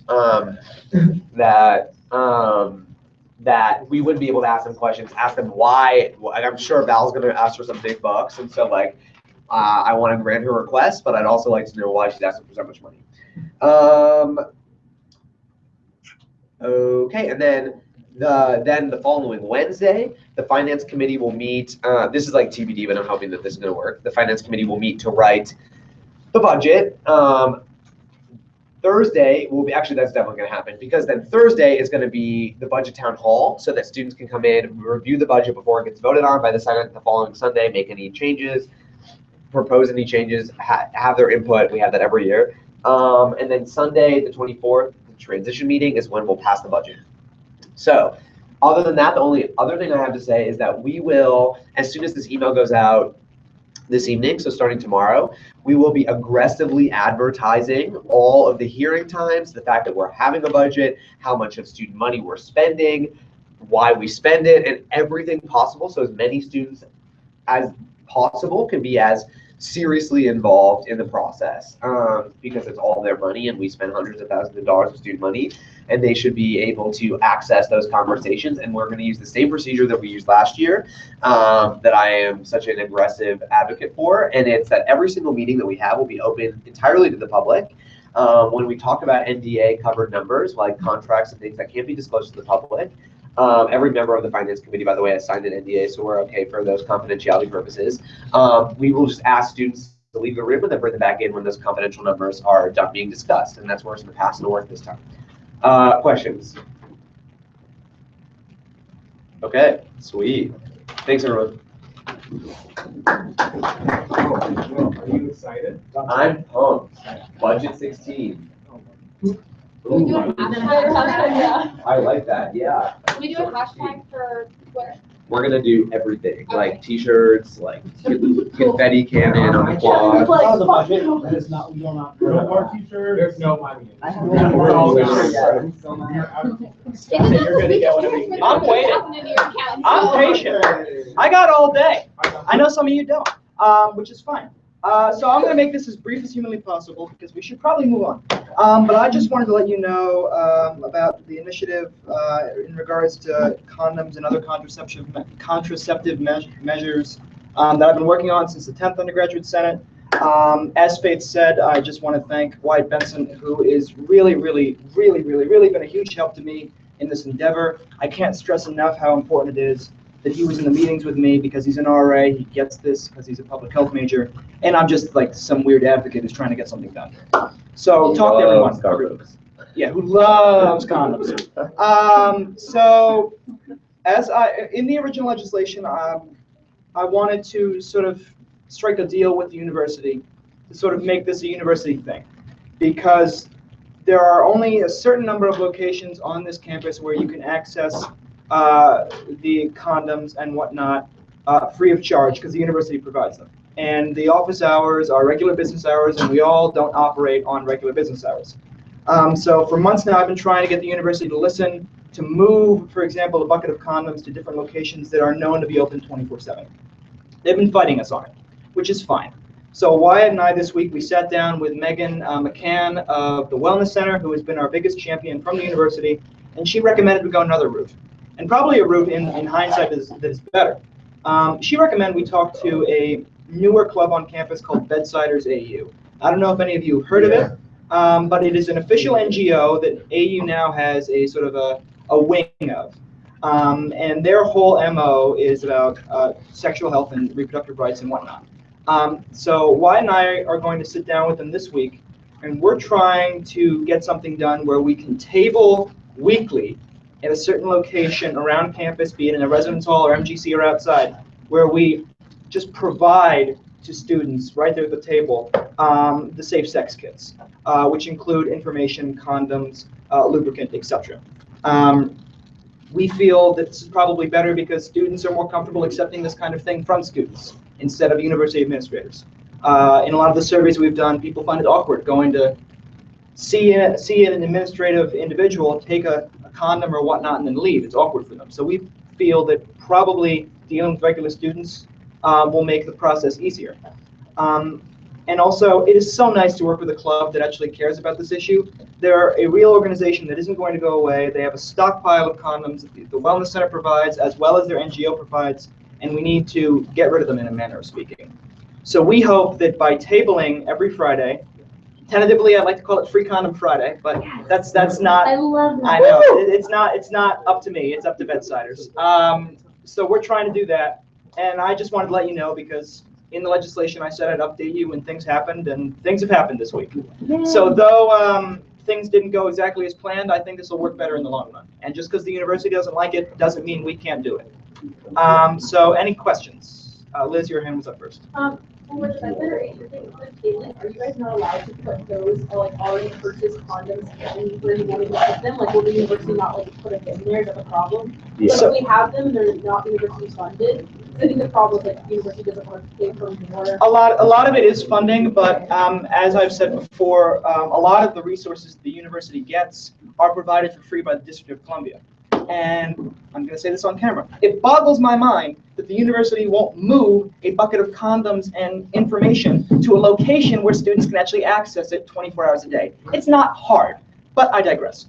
So you're right. A lot of it is legal implications of moving a bucket of condoms. So you could like ask them, and so you can't put a bucket of condoms in a residence hall. No, they cannot. Okay. So what we're trying to do is, because this is a newer group on campus that just got approved, the person who's a senior has been trying to fight for this club to become a thing at AU for 3 years. She's graduating, but she has a lot of other people that are holding elections for new officers, so they're going to be around for a while. So that's why I'm comfortable working with them on getting this initiative forward. Any other questions? Kevin, of course. So a few years ago, I was working with Pat Kelly to do something similar to this, to the original goal, to like have them like a little bucket or bowl, like on like an RA's desk, or the DR, the desk receptionist desk in the residence hall. Is that like now, is the answer to that question like a definitive no, never, stop asking, or is this like based on? So let me put it this way. The reason why Wyatt and I are moving towards a sanctioned club on campus to get this done, aside from the fact that they're a great club, is that the university really doesn't want to do this. Through the surveys that we've done, we have found mixed results, and we still know that this is not a need, this is a want, and students' wants should be heard. The university doesn't really care. So to answer your point, aside from my diatribe, yes, that's pretty much dead. RAJ, for a long time, has been trying to move a bowl of condoms, information, lube to an accessible area. But there are implications of who refills it, what if someone tampers with it, yada, yada, yada, which is a huge issue. Then there were machine ideas. I know I spoke to Pat that he wanted to put machines in bathrooms. That's pretty expensive. So at this point, Wyatt and I are very much done, except for Megan McCann. We're done with trying to make the university listen to us. We're going to work with other students who care about this. And we feel that the student body in general will respond better to that. Any other questions, concerns, comments? Okay, great, thank you.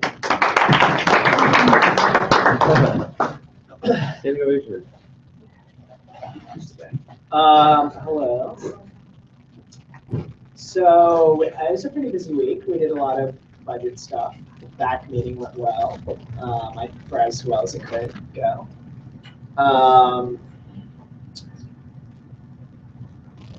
Oh, there's one thing that you didn't say well. I don't know if you mind if I say. No, go ahead. So it looks like, as far as the administrators of each organization go, it looks like AUCC very much underspent this year.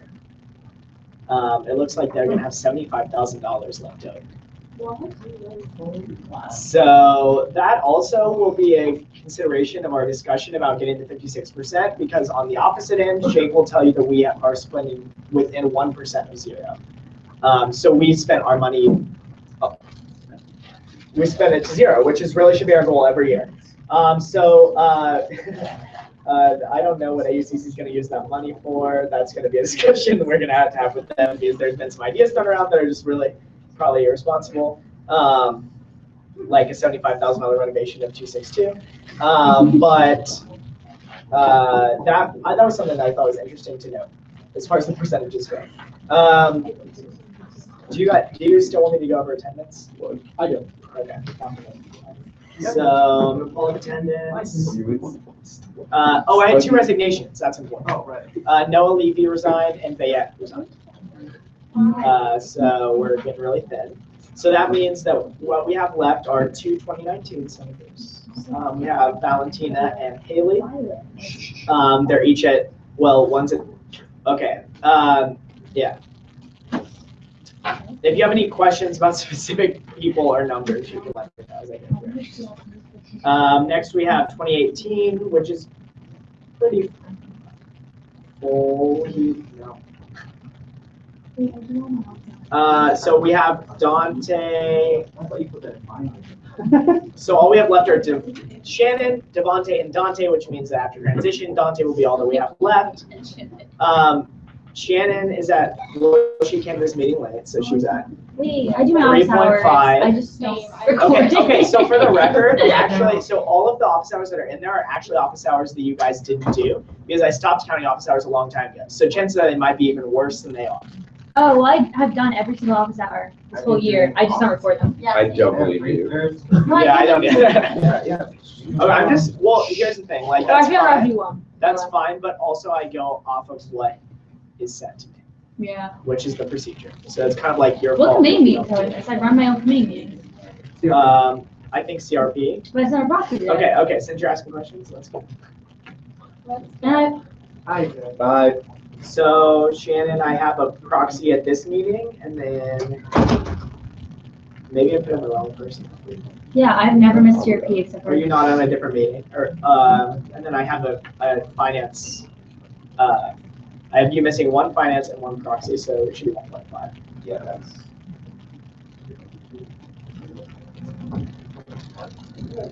Okay. So. Let's not joke around here, Dave. So yeah, we lowered you to a quarter lower than you were, so that's good. Accuracy is important. I'm fine. Yep. Now 2017, there are no 2017s. So that sucks. 2016.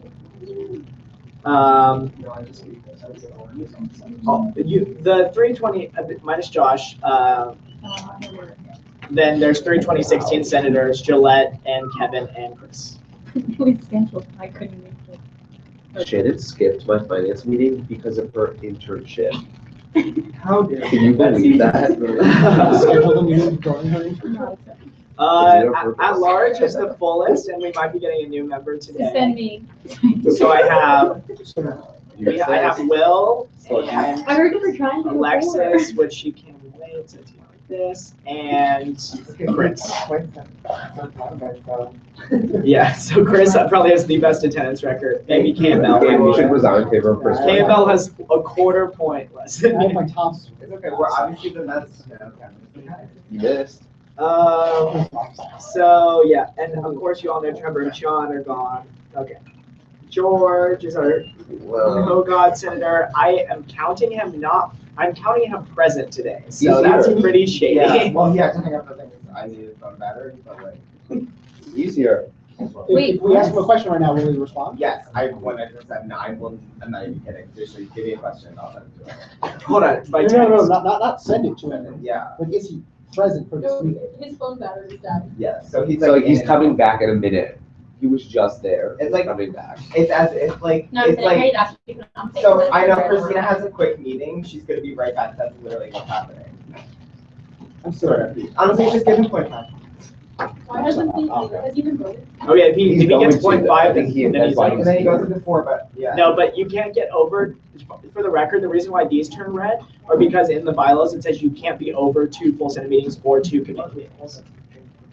Not that part. But it doesn't change until after. Committee meetings, and it automatically covers CRPA. Okay, so next we have Martin is our SPA senator, and Christina is our SIS senator. I mean, technically she's like more like this because she had to leave, but okay, still she's under. And then Andrew, who left, no SOC senator, and then we have Barbara, who's not here, and she's two. If you don't challenge your suspension, we can review. Yeah. So Andrew is no longer suspended. He is no longer suspended. Yeah, when I put suspended, what I really mean is gone, but I don't want to, because I don't want to put resigned. I want something else. If you want to use a different word. Expelled. I didn't want to use expelled because that sounded harsh. So when I put suspended, essentially what I mean is they left because they were suspended. Should they be black then? No, they only turned black if they were gone for the entirety of this semester, because I like to keep attendance right. Any questions? Any motions? Mark, do you want to try to get unsuspended now, or? Yeah, I mean, I was never noticed about those. You're not suspended. Oh. No one's suspended him yet. He's just over, so someone could at any time. Oh, my bad. If you have I thought you were also you can suspend him and overturn it, so you can say. That is the shadiest. So, Wait, are you okay. serious? Yes. No, like that is the process. Yeah. How many people should be suspended according to which one was right now? 1, 2, 3. 3. And what is the reason why they're not? So Gillette. Wait, what full sentence? I don't know. Martin, I don't know. We just audited it. I didn't count all those times you didn't have an email, so I don't know. And then. I have never been to a whole Senate meeting. I'm just curious as to why it says I have. I think Kate's out to get me. What? No, it's inaccurate. I haven't been to Senate meetings, but okay. Hold on. Yes, hold on. I will show. We keep going. Okay, you missed. Hold on. You're here today, so I'll take that back. But you were late, so you're still getting half. I was in New Jersey. I took a train back. There's no such here. Okay, I'm sorry, but there's no such thing as like. If I do it for you, then we might as well just not have an attendance policy. People can just never show up. Like, there's nothing in the books that says that there's an exception. I'm sorry, I just do it. I'm just passionate about my attendance. That's good. So Shannon, you get a little half. Mr. Speaker, decorum. Yeah, hold on, guys, bring it back. I mean, we're live for this. Hold on, that means you're still at 1. I had it right in there. Okay. So the 3, you have the 3. I honestly don't have a good reason for any of them except that I don't want. Where am I now? Mr. Speaker, No, wait. No, Do you have anything else to report? I usually do the questions, because then you guys can ask me, but do you want to do that now, and then you'll Yeah, do the motions? Okay. Guys, we've been talking about attendance for the past semester, and I think we've been okay with people being over. I'd rather actually have that conversation now. So, Mr. Speaker, I'm going to suspend. Oh no, here we go. I object. I object. She's not even here to defend herself. No, he doesn't have That's to. my point. But the defense, okay, and for the record, the defense part doesn't happen until next week. So, are you going to do it? No, you guys have to vote. Somebody will suspend me, right? Yeah.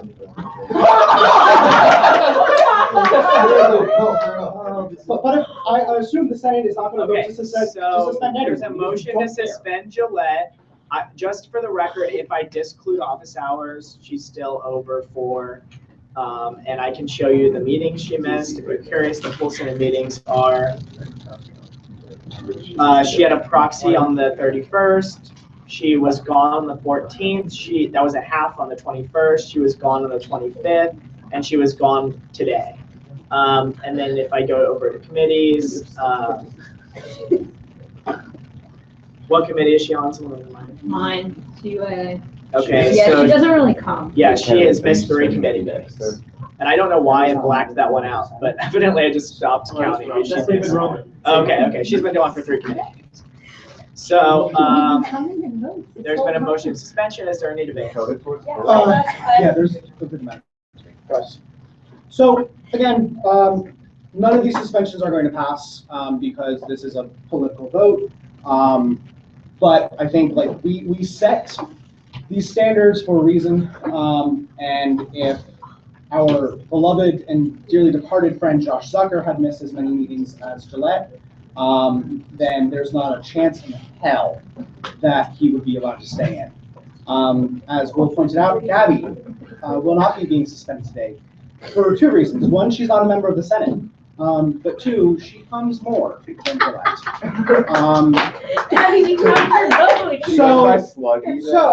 So, because I don't want to waste time on votes that I know how they're going to turn out, I'm literally going to say the same exact thing for each person. Yeah, you have a job. The very first question we ask every single appointee is, do you have the time to do the job? People say yes, and sometimes they're not completely forthright. So I wouldn't be nearly as concerned if it wasn't so far over for. Are you? I don't know when you're done. You like I'm take done big when I like pauses. sit down and stuff. Okay. So, Is anyone else unclear on themselves? Okay, thank you. So, I'm not going to be making debates for each person. I'm going to make the motion for each, and they're all going to be defeated because we vote in blocks. And let's be honest about that. We do. And John wouldn't have had the same amount of allowed absences. Dante probably wouldn't. I don't think I would. So let's just be honest with ourselves. Let's continue the debate. Okay, so I just want to make 2 comments. 1, I don't think it's about the person. I think it's about their actions when they're actually here, and that she's been working very hard on this big project. So I agree that she hasn't been here, but I think she's an active senator. The second thing is just as we go down the line, contemplating suspending different senators today, is that every student here today is elected because they're a leader in the student body, which often means they do other things other than student government because they represent different groups all around the campus, which is why their voice matters here.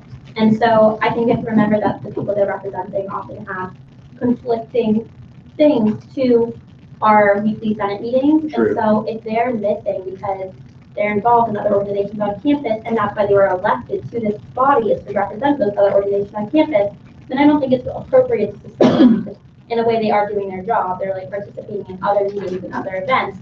And like additionally, not that important, but like student government isn't the only thing going on, and I think a lot of senators being potentially suspended or who have been suspended just through the Greek life process. And for all of you who are older who have, it's really difficult to make sure that you're here every Sunday and do that as well. Just send me your question. Would you answer a question? Do you know when the beta philanthropy is? Got you. Well, that's not, okay. Can I go again, or is? Yeah. Okay, what I would say is, and I apologize for laughing before because this is serious, you're right, like we should, I like am always about holding ourselves as accountable as possible as we owe it to students to do our job. But I think like, you're right, I guess I would put it this way, like, we should be discussing Gillette's and Martin's suspension. The reason why I'll be voting to keep them in the Senate is because despite their absences, I still think that their net value is worth them remaining in the Senate. And you're right, like if Josh is up for suspension, I would like swim the Atlantic if that meant I could get him out of the Senate because I thought he was a bad senator. But I know, but I think that Gillette and Martin were great senators, are great senators. So I'm going to vote to keep them to stay. But this is like, I commend you for doing our job because we should at this point be reviewing some of these suspensions. Valentina, you were like kind of like thinking. Yeah. So if you're not gonna show up to Senate meetings and you're still gonna do great advocacy work, then I think you can do advocacy work without being in Senate. That's my take. Like no one is limiting you. You can still reach out to administrators in your own time, continue your projects. Any more points of debate? Mr. Speaker, move to vote. By what method? Hand. We can do voice, it's not that matter. Okay. Okay. It might, but. All those in favor of the suspension say aye. Aye. All opposed, no. No. The ayes appear to have it. The ayes do have it. Mr. Speaker, whoa, or division. Okay, yeah, division. Division. Okay, so all those in favor of the suspension, raise your hand. Yeah, That's why I used it. No. Is it not mine? It is your party. Okay, all those in favor of the suspension, raise your hand. Oh, I thought Elizabeth. Oh, sorry. Okay, all those opposed. It's a tie, it's 5-5, and I'm not doing it. I don't know what to do. We're re-voting. I don't know. David, you have to. John, can you check? Do I have to do this? Can I just leave it as Gabe, standing? it's hypocritical for us to champion accountability if like not. Do I have to break the tie? So, Yes. No, you are. I would argue that you don't. But, Mr. Speaker. Valentina, she's ready. She's been trying to get me out If of you don't here. mind, I can make your job easier. I can make your job easier. So you don't have to vote. Mr. Speaker, point of order in accordance with Article 9, Section 9, Subsection 1 of the bylaws. Members of the Senate who violate the above mandates, which related to attendance violations, who violate the above mandates shall be immediately and automatically suspended, effective upon the proximate absence. So you're telling me that I have no choice but to suspend all these people? Yeah. You don't have to suspend them, they are suspended. Okay. Possibly, got it. Okay, well, can you just withdraw your motion then, and I'll just do the automatic suspension? So will you withdraw your motion? Withdraw. Okay, Senator Gillette is suspended according to the rules. Senator Hanouk is suspended according to the rules.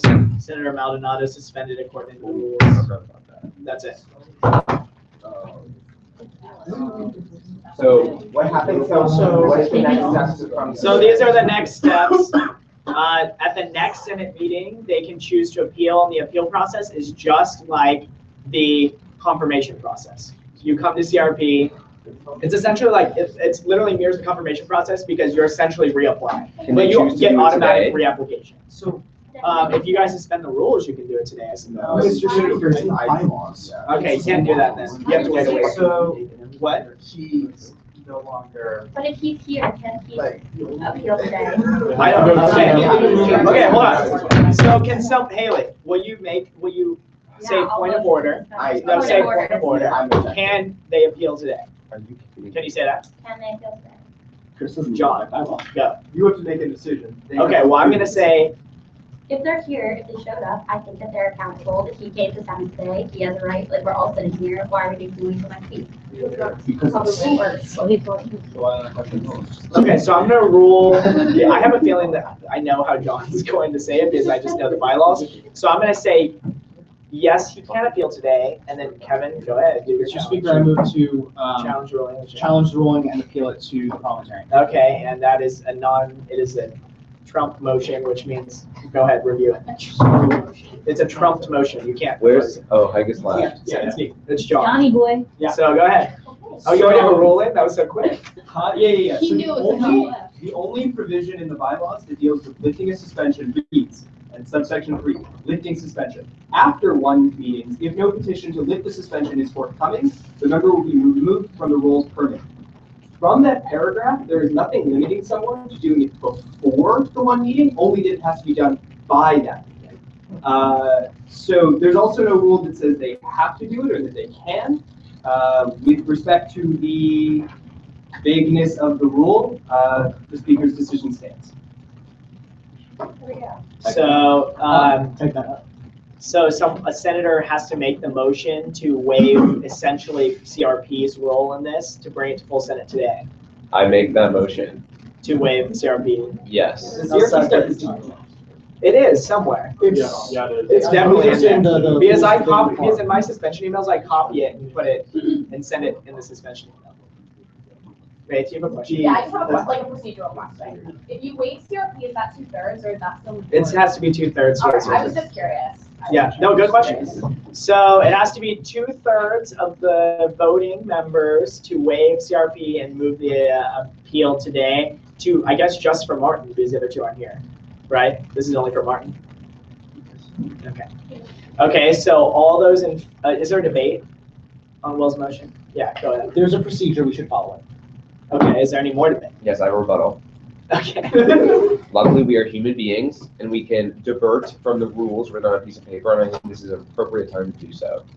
Taylor? Yeah, I also think we're students first, and we say that all the time, and it's appropriate to say, like, we're not actually senators, we're not, like, we're here to represent the student body, and sometimes we can't, like, we're not perfect, and he's here right now, and I just think it's, like, we can do this.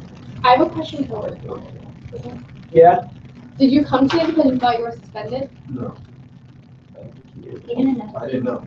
Oh, well, you just He said you wa- want to bring up your suspension, so. Well, he I was- wasn't suspended until right now. But he thought he was suspended. When I went to this meeting, he said. How do you know? Well, he knew, okay, no, I see where Lex is confused, because you're right, when Martin first walked in the room, he had no idea.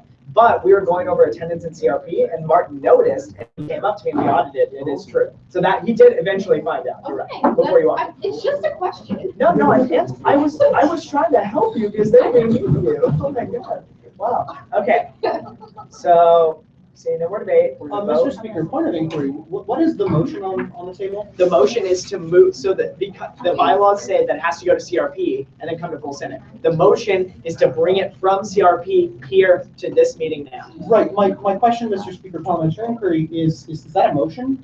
Is that motion in order? The motion to waive? I'm gonna say yes, and then you're probably Mr. gonna Speaker, I challenge- feel Yeah, the decision of the chair. So not looking at tentatively, and I will look for a better answer. To me, it reads as though the wording of his motion is weird. It would be just to, there's a verb. If you think this is discharge? I think it is effectively a discharge petition. I'm willing to entertain that it's the higher burden that they're going through, but tentatively, yes. Sounds fine to me. Okay, the motion stands. It must get 2/3 of the voting members. All those in favor of the motion to discharge and bring it up now, raise your hand. I'm sorry, I'm confused. All those in favor of doing Martin's thing now, raise your hand. The full Senate. Yes. Okay, because I thought it was just. All those opposed?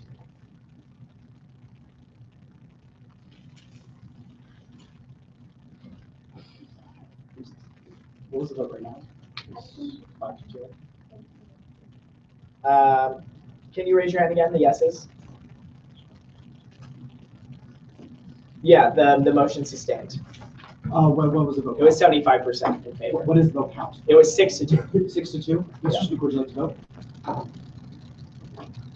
You don't need to. Good. I don't. Why? I just think that.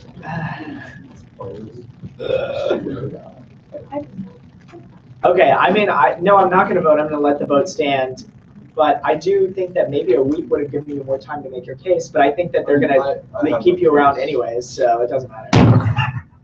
Okay, next. Oh, I mean, go ahead. Okay. Just like a confirmation hearing. So in this case now, a vote of yes at the end would mean you want him to stay, and a vote of no would mean you want him to leave. Just to be clear. But. I personally would love to go through each and every one of these, but I'm not going to do that. Stated simply, like this semester has been crazy for everybody.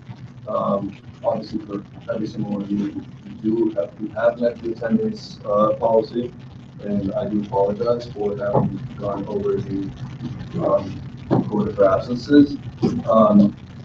I think what put me over the last mark was something that I had absolutely no control over. Exam. Same thing for the 2 cases which I use proxies. So I'll just state that. Also, whatever. I'm not going to go through each one of the meetings that I missed, but I think at the end of the day, what Haley will be saying is true. Like, we are students first. This is something that we do in our extracurricular time, and it's a good service to all of the students on campus, for the people who serve in the executive, and for the people who serve in all of the different departments that student government has on campus. I think it's a really good thing. It's good to know that there are people on this campus who are interested in providing their service to the school. And so in my defense, I am here today. I am going to be coming to these meetings if you guys keep me here. So at the end of the day, it's your decision. Frankly, I was about to change my vote and suspend you because at the end of the day, I did violate policies, so it's Kristen. But I'm not going to do that because I don't think it's not only in my interest to be here, I think it's in the interest of the student body, I think it's in the interest of you guys. And I think that everybody would vote to keep themselves in such a great organization, so that's my case. Are there any questions? Yeah. So the last SBA senator was also suspended for missing the Senate, for just not coming. In fact, I think all of us are aware of the attack ad on Facebook that went out against him over that. What assurance do you have to the people who you represent that you're not going to get suspended again in the fall, or that you're going to work harder to not be suspended again? Yeah, I mean, actually, that's one of the things I've been talking to few people about. I'm definitely been trying to keep my schedule as clear as possible until these elections and make a decision whether to run or not. And I think that's sort of like the best assurance that I can make to my constituents, to you guys. So, yeah. Any more questions? I was just curious to know, just kind of like what you've been working on this semester in terms of like, because I know during your initial confirmation, you talked a lot about how you were talking with assistant clean waters, and just with like certain cases with the school SBA. And I was just curious on like what you've been doing since. So I actually did get to meet with Clean Waters. We did talk about some of the things that I discussed in the confirmation meeting, and a lot of the things that I wanted to work with her. It turns out that there are, we talked about the resources that exist in place. I talked to her about how we can make those resources more public to the students of the School of Public Affairs, and so that they would look into it. I met with Andrew about it once, and we're still, I'm still hoping that I can get to meet with the career services for the School of Public Affairs to actually make it more accessible to students. And I'm thinking that the best way to do that at this point is sort of like an infrastructural change, actually like making it physically more available to the students of SBA. It's something that's going to take time, obviously. I don't see it happening in the next year. because that actually involves some like physical relocation things and whatnot. But anyways, if that answers the question regarding that. And then in terms of other advocacy, I've been really involved with workers' affairs on campus. I've been doing a lot of work not only inside the Senate with legislation, but also with the outside groups. And I've been involved more in the reformed justice framework control. More questions? Second. By hand. To vote? No, there's no debate or anything? Okay, wow, you guys just, okay, you're ready. So no one has points of debate? If we go to vote? I don't mind, and you're not gonna hurt my feelings, so I'm not going to room. Oh, yeah, okay, good point. Sorry, I forgot about that rule, so now you mentioned that. So you're gonna make a new room? Not for the, let's just, yeah, I was gonna say, he only has to leave technically for debate, not for vote, so.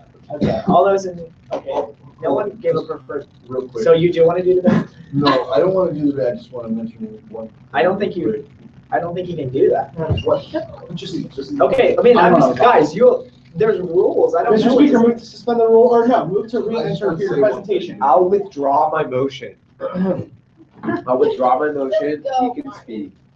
Okay, we're in debate, he waived his right to leave the room, go ahead.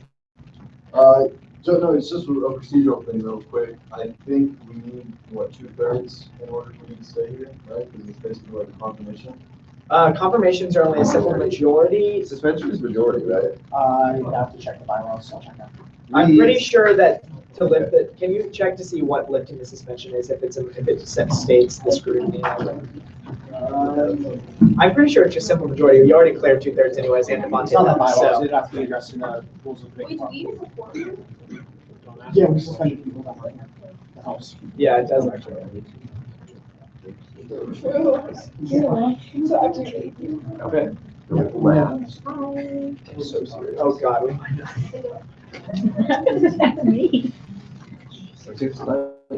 Okay, motion to vote. Second. Is everybody good? Okay, can I do this real quick? When you vote. Yes, it's to keep him here, no, it's to get rid of him. Thank you. That's what you just Yes, stay, no, go. All in favor? Guys, if we suspensions are sustained, we only have 12 people in Senate. Isn't that crazy? Okay, all those in favor, raise your hand. In favor of what I said. Bringing back. Yes, is it just like a confirmation hearing? Yes, Mr. Mr. Speaker's a quorum. Guys, we're voting. Okay, all those in favor, raise your hand. All opposed? By a vote of 8-0 with, I think, 10 people, yeah, not I think, with 10 senators present, the vote's sustained. Okay, do you guys want to do the other ones today, or? No, because they have to be here. You're literally not. Well, we've done it, we've suspended people who weren't here before, so. Oh, you mean the other They're suspensions? suspended though, this is to get them back. No, I mean, we've done that process before But that's too. because they didn't show up. Yeah, we're not doing that. He gets reset to 0, right? It does. Yep. So now one could argue that he is the most effective. I could not believe we just tried to suspend him. I'm kidding. Old You Mark. succeeded in suspending. He was suspended. You're not suspended. You're like. Yeah, we didn't vote to suspend him, it just like clearly, I guess based on the rules, I have no choice. Yeah. Now we should subpoena him. Should we suspend Gabby? Not fucking. Let's suspend Gabby. Gabe, can you check Gabby's attendance record? Come on, we need to get through this attendance bill. Yeah, can you bring up Gabby's record though, Do actually? you guys know who this is, by the way? I do. Gabby will order it, she loves having it. Gabby just often by everyone who himself. Because she loves eating the from us. Guys, Deborah, come on. Somebody, please. Thank you. Sorry, I just. You ready? Yes, plug your ear.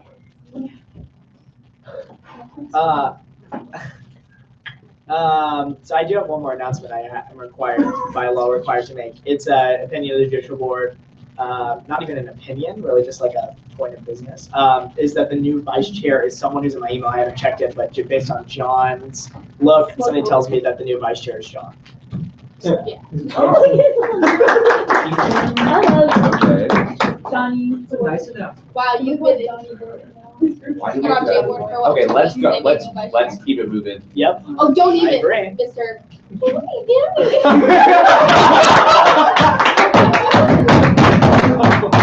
What's applauding so loud? What the fuck?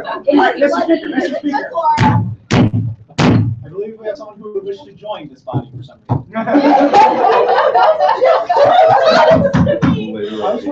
Yeah, we were talking about the nominating. And based on such a low level of attendance, I bet you will have much better attendance than all of them. I know, Freudian slip. Guys. Okay. Everybody ready? We go on? Chris, if you're gonna come up, come forward. Yeah. Yep. Oh, do I? Oh, Chris, hey. Oh, I know. Chris is fine. I thought you were saying yourself. I don't know him. As you leave. My name is Chris Midway. Guys. My name is Chris Midway. I'm a freshman here at the School of International Service, and I study Arabic and International Studies. I'm here asking you, I applied for the position about a week ago, for the at-large position, because I've seen a lot of advocacy groups on campus not necessarily doing what they're made to do. To give you background, I am Syrian. My parents were both born in Syria. I was born here in New Jersey. And I feel at times very frustrated from the political ties I have overseas. And I know that there aren't many Syrians here on campus, but there are other minorities and ethnicities and religions that have the same frustrations that I have, and we share that same commonality. And so quite often these groups of students start hating each other because of reasons that their grandparents had for each other. And so I don't understand why this is necessarily the case here 3 generations later. So my goal as a senator in SG is to have open dialogues where groups of students can interact and understand each other. So let's just say we were having a group between Israeli and Palestinian groups, and these are not necessarily the best of friends overseas. But here, where we're both students and we see eye to eye in academics, why can't we take 10 minutes out of a group discussion to understand each other and not necessarily agree with each other, but to hear where we're coming from. And so I think within student government, you have a level of authority and backup from other senators. And so to be able to host these dialogues and bring on certain speakers that have the experience of having both sides of the argument and not just a biased side. I was asked earlier, why didn't I just join KPU and have speakers come in? Well, I see that KPU has a very biased opinion at times, or they don't do their homework, like the Syrian talk they're having this week. This is an extremely biased one-way look, and I am biased when I say that, but I'm looking at it from a perspective. Other than that, my time commitments are RHA and Chi Alpha Ministries on campus for now. I'm looking to join the soccer team, but that's about it. And so, any questions? From your position in the Senate, how would you go about accomplishing some of the goals that you've laid out for yourself? Right, so I think this position is pretty open and you have a lot of room to wiggle with. And so from that, I would want to gain a lot of support within the Senate to host these dialogues and work with KPU, obviously. Sure. Bergen County. Oh, cool. Anyone else Bergen County? No. No, I have friends that went there though. I went to Patrick Hills. Oh, wait, you went to Baskin Hills? Yeah. To Dejan Sharma? Who? Dejan Sharma? That sounds really familiar. He's from Baskin. Yeah. Any other questions regarding this? Don't ever get mad at me again for. In addition to hosting, large-scale advocacy dialogue initiatives, what other sorts of advocacy do you envision yourself? So I'm also the president of Anderson Hall, and next week we're having a dunk tank. And from the dunk tank, we're having a fundraiser for the One Love Foundation, which is a relationship and sexual assault violence foundation. This isn't because we're just hosting it to host it. I have had a friend, actually a couple of friends within the past month that I've realized have been sexually assaulted. And so this really hit home for me. And so next week we're having that sort of advocacy on campus to show you the level of diversity that I'd like to bring into Senate, rather than just religious or ethnic and whatever you want to, race ties you want to pull into this. There's also local issues that we have to address. Any more? Yeah. I'll take one final. So I know you mentioned your time commitment, but a lot of other people have, and haven't necessarily lived up to it. So my question is, will you be suspended by fall elections? I hope not. Okay. Honesty. I motion to move into debate. Second. Thanks, Chris. Thank you. Thank you. Are you sure you want to do that? Final What? question. The period of question. He has to say. Dante and then Haley. So, when he came to CRP, I voted for him. I'm really in favor of Chris because it seems like he has the energy and desire to actually be in this body, which is something really cool to see. I think he brings a different perspective, which is nice considering sometimes we have a lot of one-track mind advocacy within this sort of section of SG. I think he's sort of ponying up to the plate in his different roles on this campus, and that's why I feel comfortable with him in Senate. Okay, cool. So, I guess this is probably like unpopular to most people's feelings, but I've just heard a lot about his involvement in other clubs not being,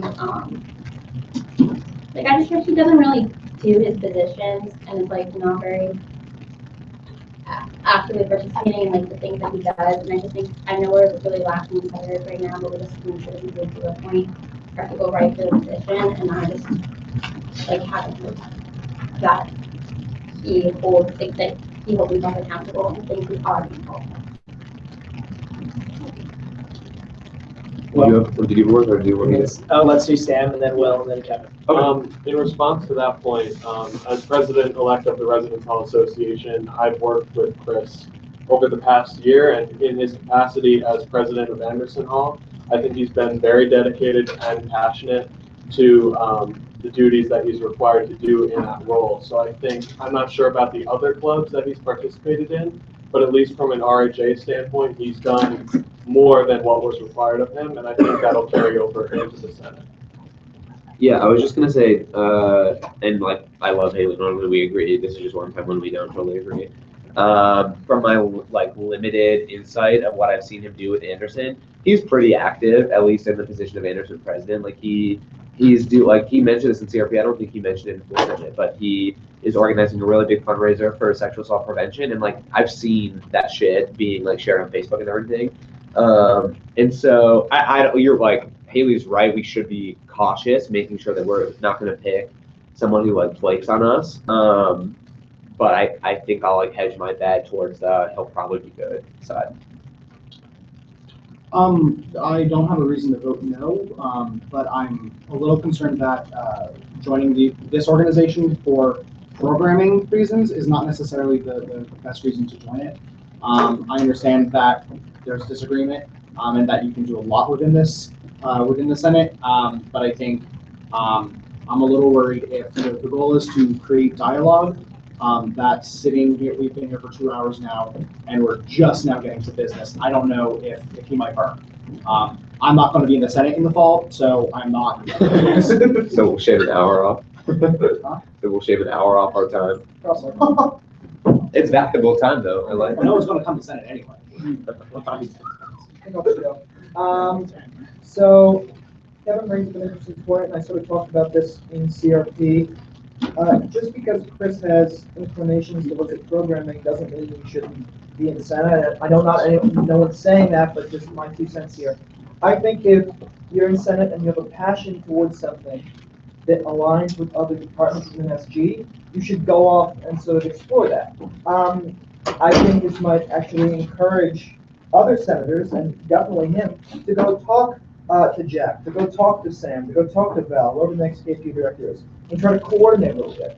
We have a huge problem in Senate, and not just in Senate, in SG in general, of not talking to each other.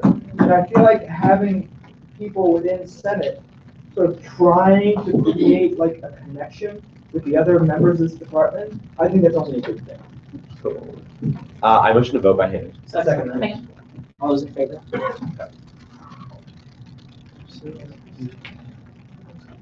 All those opposed? Yeah, you're not.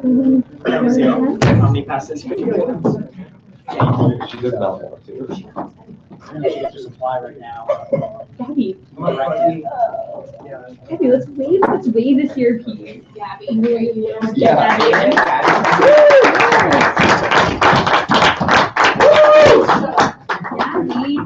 I'm actually running for speaker. Let's actually come down.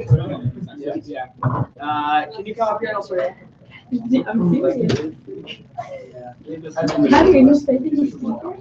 She's gonna pull my Gwen. She's gonna run, lose, get elected to speaker. Gabby. She's gonna run in an uncontested race, lose, do a write-in, and then we'll raise her up to be speaker. You can try it out if you want. Give it a whirl. It would let you like that. I think everyone hates me at this point. I think literally everyone hates me. It's true. What am I going? I would literally fight you. Let's It's the most fun I've had instead of meeting though. Who would win in a fight? Me or Will? We voted on those. Who would win in a fight? Me or Will? You think so? Yeah. Is it in the bylaws? It is in the bylaws. When I typed that in. Wait, Chris. Chris, stand next to Gabe, but like not by the screen. I'm gonna take your picture so you have like a nice funky little like swearing in pic. I did. It wouldn't come up. You think I I'll already wait till did you that? It's true. Where's it at? Article 6. Yeah, just tell me the damn page number. What the hell are you doing? I think maybe 20. Gabby, and Senate? Decorum, please. We're getting. Oh, no, wait a minute. Okay, ready? Raise your right hand. Doing that count? Doing that count? I state your name, do solemnly swear I, Chris Midway, do solemnly swear. that I will diligently and faithfully I will diligently and faithfully execute the duties and responsibilities execute the duties and responsibilities of the office of Senator at Large, of the office of Senator at Large. that I will abide by the governing documents I will abide by the governing documents of the student government, of the student government. and that I will work to my fullest abilities And I will work to my fullest abilities to promote the interests and welfare to promote the interests and welfare of the students of American University. of the students of American University.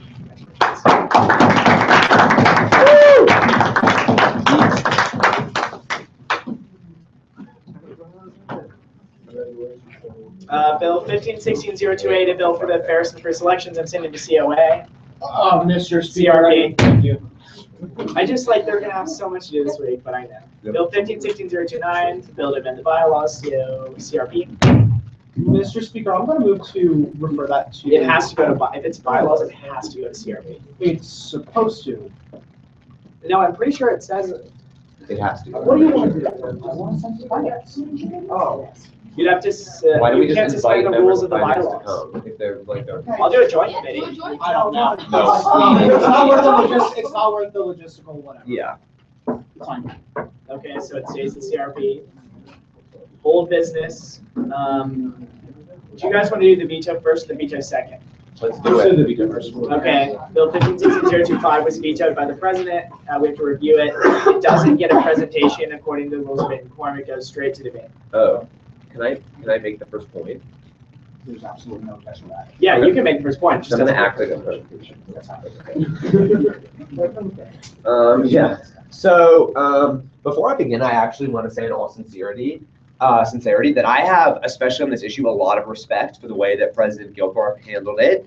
She let me know days in advance that she was going to veto it. I have a lot of respect for the points that she made in her veto statement. I just disagree with them, and I disagree with her interpretation of the legislation. So, and I do care enough to come now and to just sort of hope that, like we did a week ago, where 80% of us voted in favor of the bill, that'll happen again this time. So I want to talk a little bit about what the bill is, because not all of us were there. And then I want to sort of go through some of the points that President Gilthorpe made and explain to you why I disagree with them. So the bill does two things. And the idea of the bill is that when donations that are being made to the university that would necessitate a curriculum change are up for consideration, that there would be a faculty review process that faculty would be able, a number of faculty, a committee, maybe the faculty senate, we don't really know yet, and I'll explain why in a minute, would be able to review that donation and determine if it would, the necessary, or the curriculum change would be harmful to the students who would be involved in that class, if the curriculum change would be negative for students who would be taking that class. This bill does not mandate that that become a reality. What this bill does is create a working group between members of the faculty senate and members of student government that would work together to come up with a list of suggestions and then put those suggestions forward to relevant university administrators to then maybe have the opportunity to institute some sort of review process. So it really does not mandate anything. It does not force anyone to do anything. It does not even take a hardline position. It begins the conversation on an issue that I think is worth having a conversation about. So I want to talk a little bit on that point to the scope of the review process, because in her veto statement, President Gilthorpe mentioned a few things. And if the way President Gilthorpe framed the legislation was rooted in reality, I would also be against it. But that's not what the bill does. And it's because I think she has a fundamental misunderstanding of the bill that I think we're okay in moving forward and overriding her veto. And let me provide you with an example. In her statement, she says, must we review the credentials of a corporation who seeks to donate a computer lab before that donation is approved by the university? No, we don't, because that's not what this bill is doing. The parameters for what sort of donations would be possible to be brought up in review, not even automatically reviewed every single time they're made, but possibly up for review, would only be donations that necessitate a curriculum change. So renaming a building, creating a scholarship, buying a computer lab, none of those things would be covered by today's legislation. Moreover, because all this legislation does is begin the conversation on this issue, I don't even know if every single donation that does necessitate a curriculum change would be up for review. That is one option of a proposal that we could make to the university, but we're not going to be able to make any proposals if we fail this bill, if we allow the veto to stand, because then we're not even going to begin the conversation at all. President Gilthorpe also makes some points about finances and says that passing this bill ignores the financial obligations of the university. First of all, again, we are affecting a very small minority of the donations that are coming to this school. We are not affecting every single donation. We are not canceling or driving out every single donation. It's only donations that necessitate a curriculum change. And as President Gilthorpe said in our last meeting, 80% of this university's funding comes from student tuition. So I understand that the university is trying to diversify how we are bringing in money, but affecting a very small portion of the donations we're getting on a possible level of rejecting them is not going to undermine that movement. Moreover, I think we need to have a conversation about the role of senators. None of us in this room campaigned on helping the university get more money. I know I didn't. When I campaigned, I said I was going to work to amplify the voice of students, empower students, and give them more information. I'm not advocating for reckless advocacy and reckless policies that would result in the defunding of the university. What I'm saying is that there are people who are responsible for the financial obligations of this university. They're called members of the Board of Trustees. And I think that as senators, we should be prioritizing what is good for students. And I think this is good for students, which brings me to my last point about student sentiment and what this is going to do for students on campus. Now, I know President Gilthorpe and some opponents of the legislation are worried about the partisan nature of this bill, if it would unfairly or unduly attack conservative ideals. And my answer is no. As someone who came to this school as a Republican, I'm no longer a Republican, but as someone who came to this school as a Republican and was worried about facing liberal professors, I can tell you that I would never put my name on something that I think would stop conservative ideas from being discussed or would sort of undermine a conservative professor's ability to teach a conservative course curriculum. I do think it is fair, however, to treat donations that will alter our curriculum with some level of suspect, no matter where they're coming from. Because you need to ask yourself, why is someone donating money to change our curriculum? What might their motivation be? Their motivation could be fine, but as students and as faculty who will be responsible for teaching that curriculum, I think it's fair that we involve ourselves in just a discussion where we can review what the necessitated change would be. And I think we already do that in the real world. A lot of us are very uncomfortable, for example, with the process of outside lobbyists coming into the State Board of Education in Texas and trying to reshape the way we learn about the Civil War, you know? All of us are probably uncomfortable with that. I think we should also be uncomfortable with it when it hits home and the tuition we're paying to go to this university is now ignored. And as students, we have less of a say in what we're being taught. Maybe we don't need to worry. Maybe we'll never be faced with that challenge. Maybe the curriculum changes that are being asked by outside donors will be good. That's great. But I think we should have a review process so that faculty, the people who are responsible for implementing this curriculum, have an opportunity to say it. And lastly, what I would say is, again, like, I'm not proposing anything that I think is radical or anything that binds the university or anything that's unfair. What they do at the Western Carolina University, where a program like this is implemented, is the Faculty Senate has the power to review donations, and the Board of Trustees has the power to reject their decision. It just happened in January when the Faculty Senate tried to stop the Koch Foundation from creating a innovation industry center at their school. At GMU, they rejected, or at WCU, they rejected it, and the Board of Trustees overrid their decision. So there will be big conversations about all the checks and balances we need to have in a system like this, but I think it would be a shame if we don't even open the door to have the conversation in the first place. And so I think in conclusion, President Gilthorpe says that she has been a fighter for students at this university, and I agree. I think she has. But I think we have been too, and we were when 80% of us voted to pass this legislation. This does not undermine any of the progress she's made. This does not harm students. And I think for her to say that this is against student sentiment is wrong. I can't understand how she would be able to come together to that conclusion, what data she did, what students she talked to concretely determine that this is against student sentiment. I think having more information about who is altering the curriculum we're being taught is a good thing, no matter what political persuasion or ideology you believe in. So with that, I'm done. Thank you, everyone.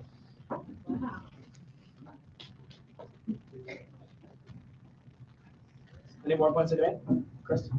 I mean, I'm not going to be as eloquent as Will was, or speak as long. Just looking over this bill and remembering what I read from the president's veto statement, with all respect to President Sasha Gilthorpe, I think she looked too much into this bill or what it may stand for. The bill doesn't say we're banning conservative groups from making donations for computer labs or whatnot. It just says we're making recommendations, or we want to make a joint task force or focus group to offer recommendations to the university. It's not even saying, by passing this bill, we are saying that the university must do X, Y, and Z. It's just recommendations. That's all it is. So honestly, I'm going to support this bill. I think there should be a discussion about this. That's all I'm going to say. You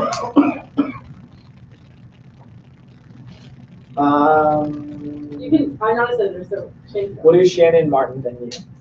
So I guess what I'll say also is I want to emphasize Will's point on the conversation that's being had.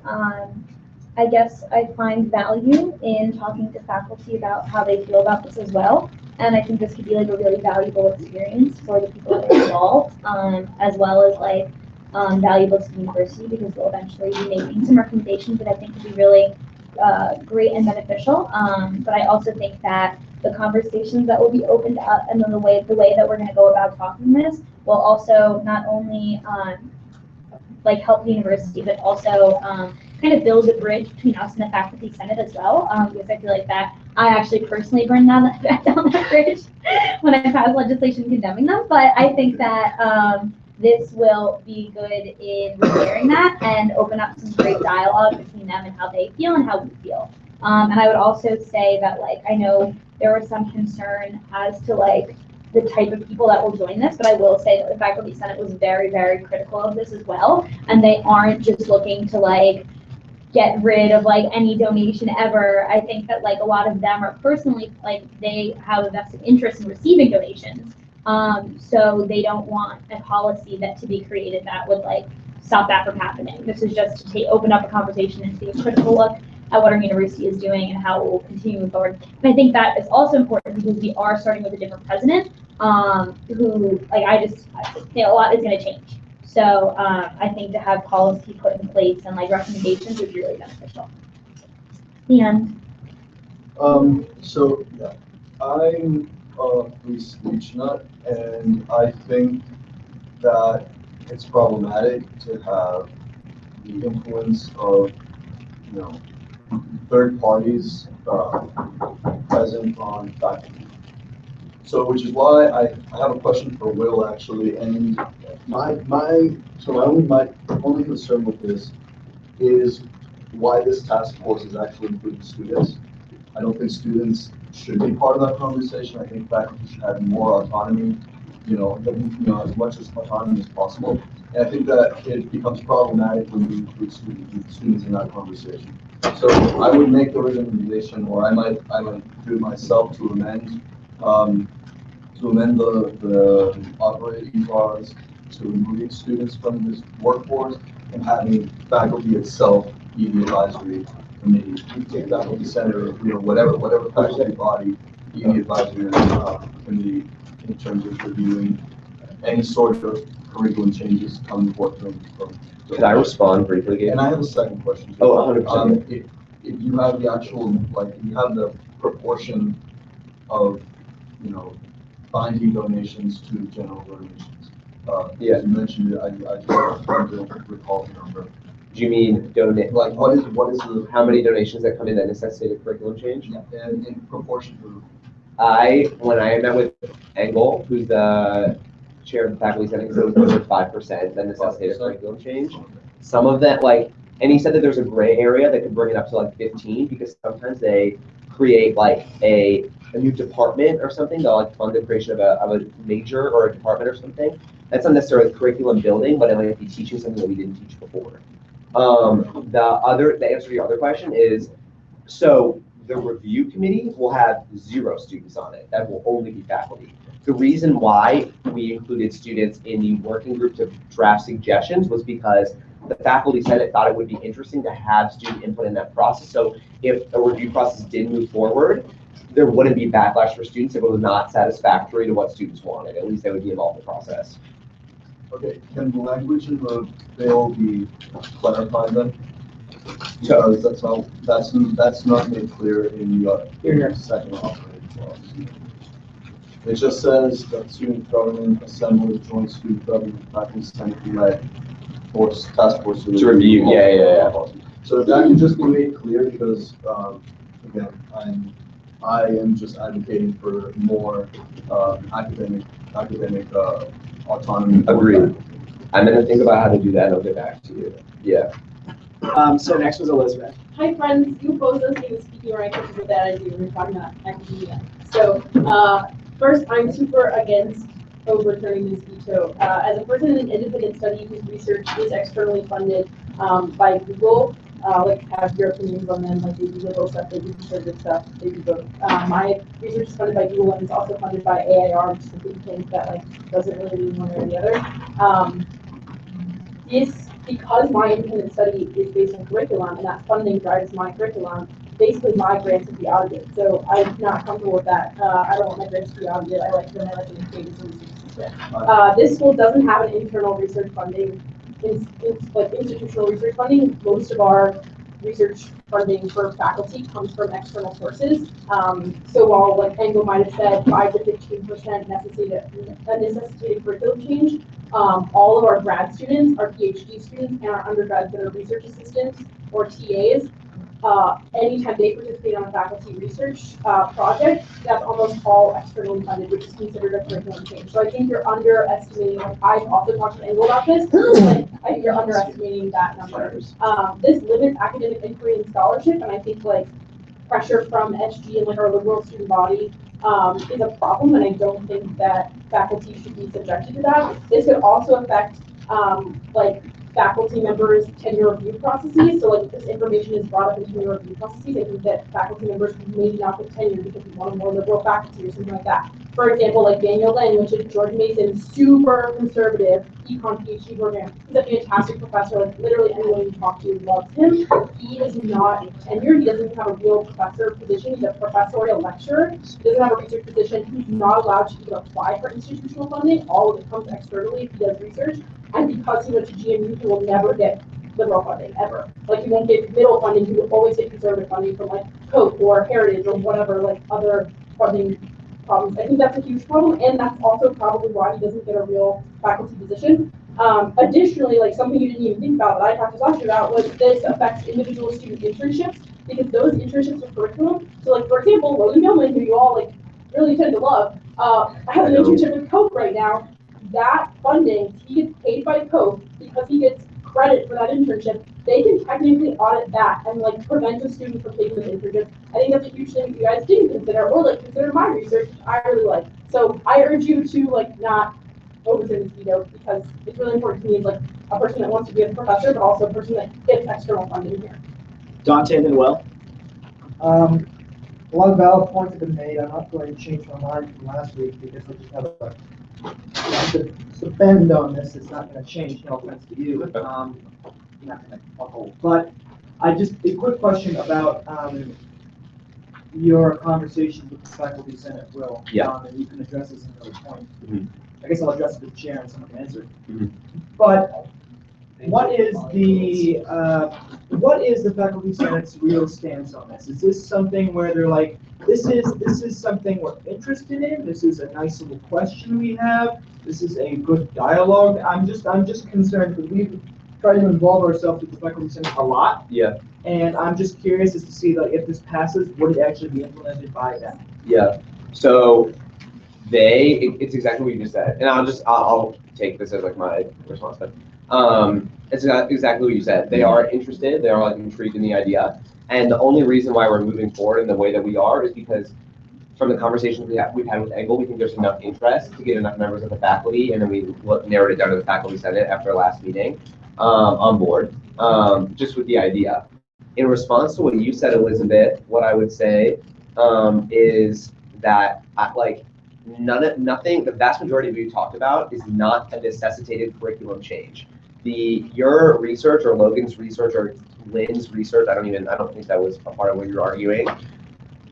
None of the funding that you receive is altering a curriculum change. If you would like to respond, you can respond when I finish talking. That is not changing the curriculum that's being taught in any class. There's no professor who will have their curriculum changed because of the outside funding that you're receiving.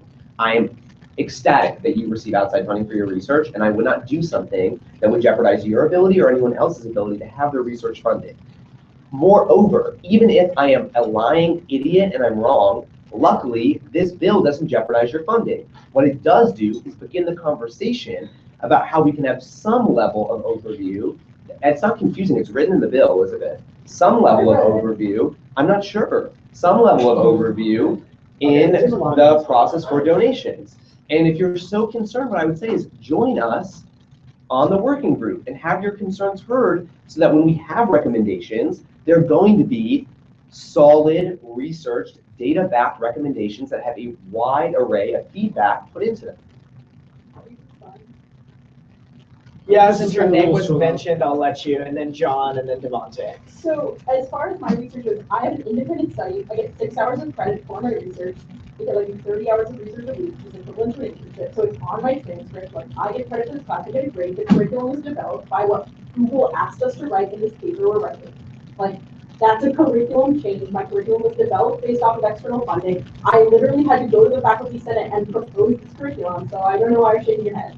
I'm not moving any part of my body right now. Daniel Lin doesn't get to do research and doesn't get to hire research assistants for credit because he doesn't get funding because you're auditing his funding. Moreover, this is going to affect like the people that apply to work here because professors don't fucking want their Sorry. Yeah, they pour. They don't want their external funding audited. Like, as a person that is super into academia and works with professors regularly, like, if I went to Steph and I was like, hey, your funding is going to be audited, he'd be like, peace, I'm leaving. I'm not getting tenured in the fall, even though I'm up for tenure. John, sure. So I agree with most of the points raised by Elizabeth. I think that it's pretty straightforward that it is by definition a curriculum change. I'm also someone who is looking to go into academia, so you can imagine that this is particularly concerning. My intention is to be a professor of economics. I can tell you that if there was any sort of like student or even student influenced like oversight of the donations that people received in order to conduct research or to teach a class, no professor would take this job. No one would come to work here because this is an absurd idea. But here's why I don't really care if this passes or doesn't. The Faculty Senate is going to laugh at the absurdity of this idea. They are never going to move forward. You can have a committee, you can make recommendations. They will not entertain any level of oversight because it is a direct violation of everything that the university professors stand for. They believe in freedom of expression, freedom of information, but they don't believe that that information has to be widely shared because that is against like academic freedom. So vote for all you care, it doesn't really matter. What are you next? Oh, someone had their hand raised. Someone had their hand raised. Oh, Devontae. Hi, Devontae. So I voted in favor of this bill last week. I did so reluctantly because I think that one, the bill has partisan implications that those were concerns of mine that I had last week. They were a little assuaged, but I think that another concern I have is that we may be overstepping, which concerns me a little bit in terms of relationship building with faculty, with the administration, with the faculty senate. And I don't want us to, with this, create a problem where there currently isn't one. And I feel like that's what's going to happen in terms of us saying how we think the faculty should do their job, and we're not really qualified to do that. Is kind of where I'm getting at with this. Having students on this, this kind of goes to John's point that they're going to like laugh in our face when we bring these proposals to them. And I'm just concerned that we're overstepping, creating a problem where there isn't one, and maybe even, you know, getting a little shaky when it comes to relationships that we're building with faculty. But I'm still open to hearing all opinions. Chris and then Alexis. All right, Mr. Speaker, I read you the bill in front of me. This bill supports creation of a review process. That's all. That's the first part. Second part does the AU student government assembles a joint student government and faculty senate like task force to review all relevant university policies, procedures, and oversight bodies, blah, blah, blah. This bill, again, is not saying, okay, the students are going to have a role in deciding which donations, you know, are curriculum changing and then which donations are going to get screwed over. It's not saying students will decide if conservative professors get their tenure or not. It's just saying we're going to make a task force and we support, you know, oh goodness, we support, I don't know, this initiative. That's all it's saying. It's not saying we're going to screw you guys over. It's not saying we are mandating that students have a say in what donations are going to be audited. I feel like the critics are making an issue out of nothing that's being laid out in this bill. That's all I'm going to say.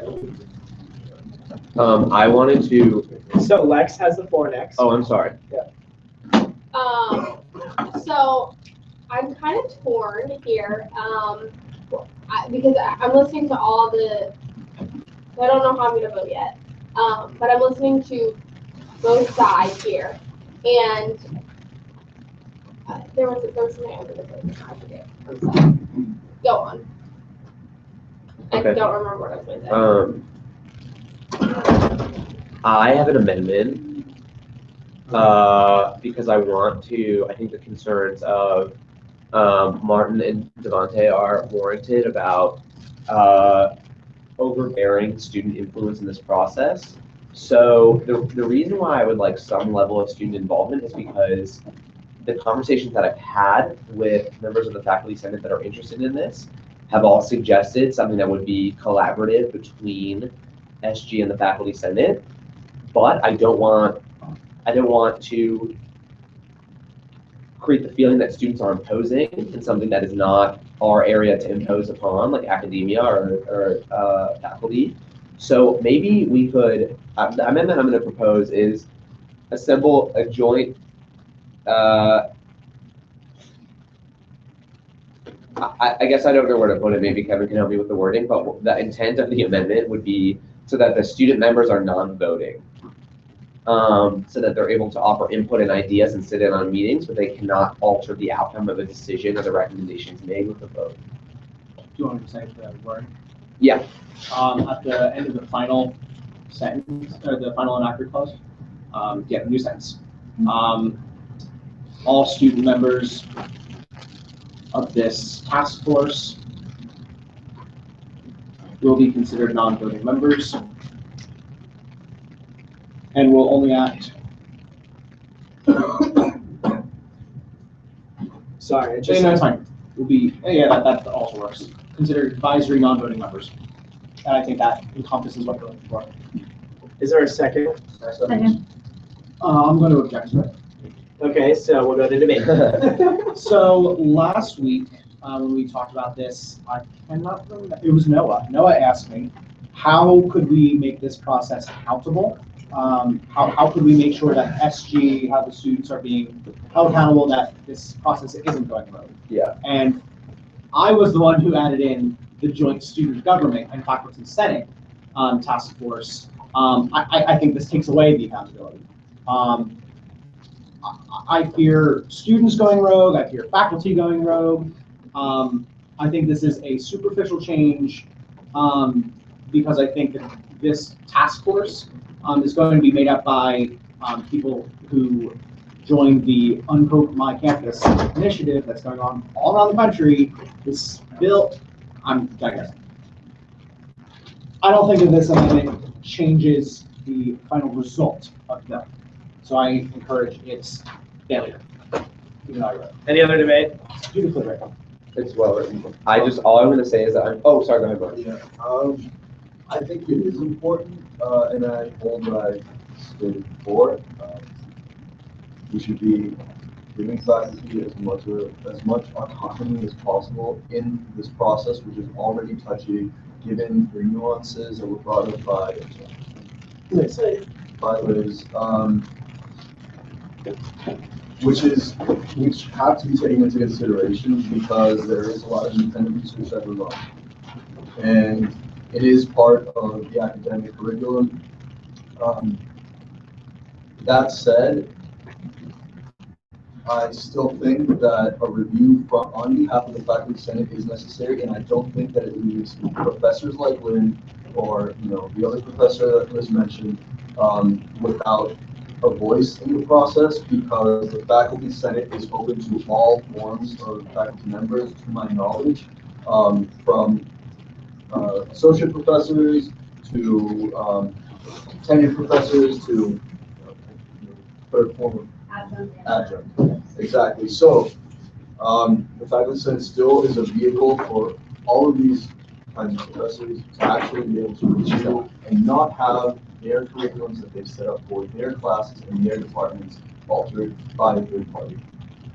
That is what, and I think that if what Will's saying regarding your specific case with Google is true, then it's still not an issue, and people in your similar situation won't actually have their curriculum affected, considering that it would actually be an infringement on faculty's preset or the department's preset curriculum. And so that's fine.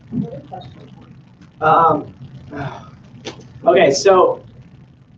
I'll give Elizabeth speaking rights. Yeah, no, she has speaking rights for the entirety of the meeting, but I guess since we're in an amendment, then all of the points reset, but just be aware that most of you guys are over 3, and I just haven't counted them, and if we're gonna ever get this done, we should probably. So I'm gonna ask Elizabeth ask a question, because the question's probably gonna be directed at Will or Kevin, would be my guess, right? Okay, and then the other, whoever it's directed at can respond first, the other person can go. Okay, so if we're gonna ask members first, I have a question about the bill, but then also to the so did you talk to Engel about how this affects graduate students? Because curriculum for them is like their dissertation or their thesis, which are usually externally funded. The school, if you have a couple of big Kerwin, like Dan Kerwin has a doctoral dissertation one, but most of those are externally funded, and that's considered curriculum. So have you talked to like GLC about this? And then also, would you have graduate students on this council, since this does probably affect them more than it does undergrads? Really good point. No, I've not I've not spoken to, excuse me, the GLC rep or Engel about the GLC. I think that's a really good idea. I would support an amendment that would find a way to include their involvement. And the last thing I would say, this is not a question you answered, but something that Martin said that I wanted to, that related to you is, I think I'm right in saying that your scholarship would not be affected. You think I'm wrong. You could know better than me. You're living this life, I'm not. So what I would say is that this process is still good in the sense that, sorry, I'm trying. It's still good in the sense that it's a conversation starter and those issues can be ironed out throughout the course of the conversation. Anyways, I motion to vote. Second. Yeah, I heard. Yeah. There's a motion to vote. There's a second. Shannon just chilling up here. So all those, I'm gonna do voice. All those in favor of the amendment say aye. All opposed, no. No. The noes Division. appear to have it. The Division. noes appear to have it. That's what happens when you don't pay But for attention, the guys. record, No, I 3 can't do people that. said no. 2 people said yes. Okay, raise your hand if you're in favor of the amendment.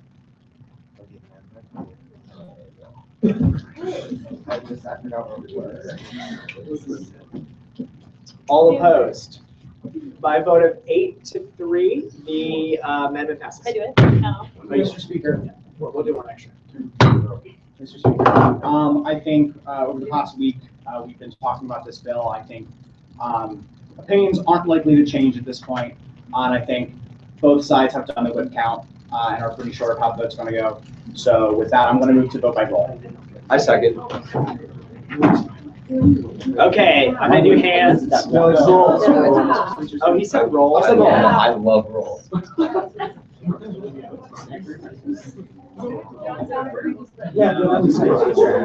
really can't.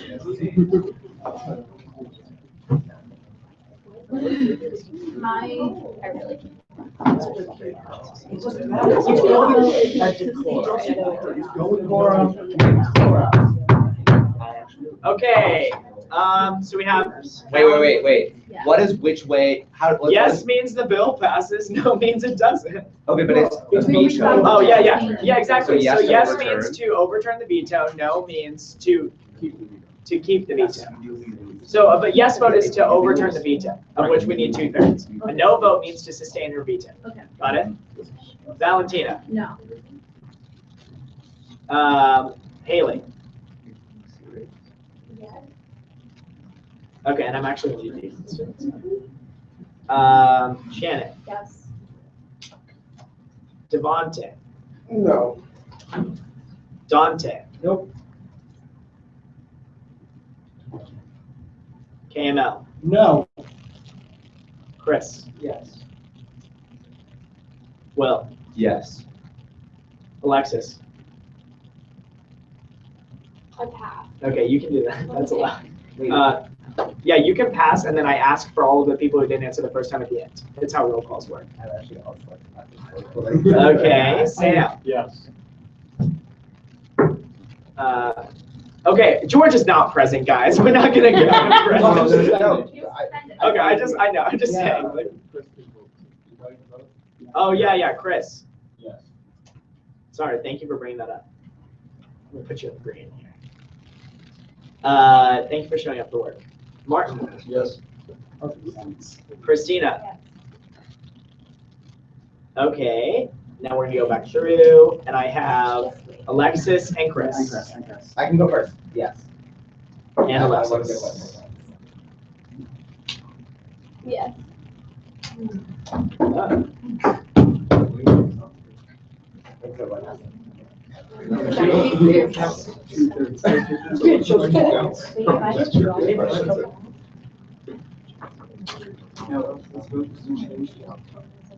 See, there's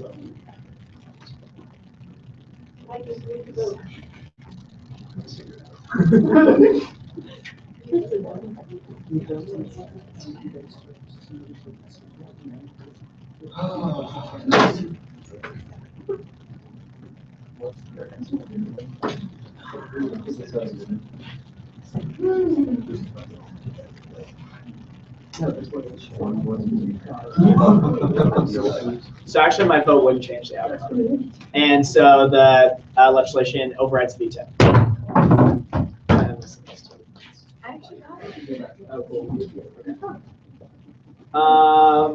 Okay, hold on, let me delete this. If you have it.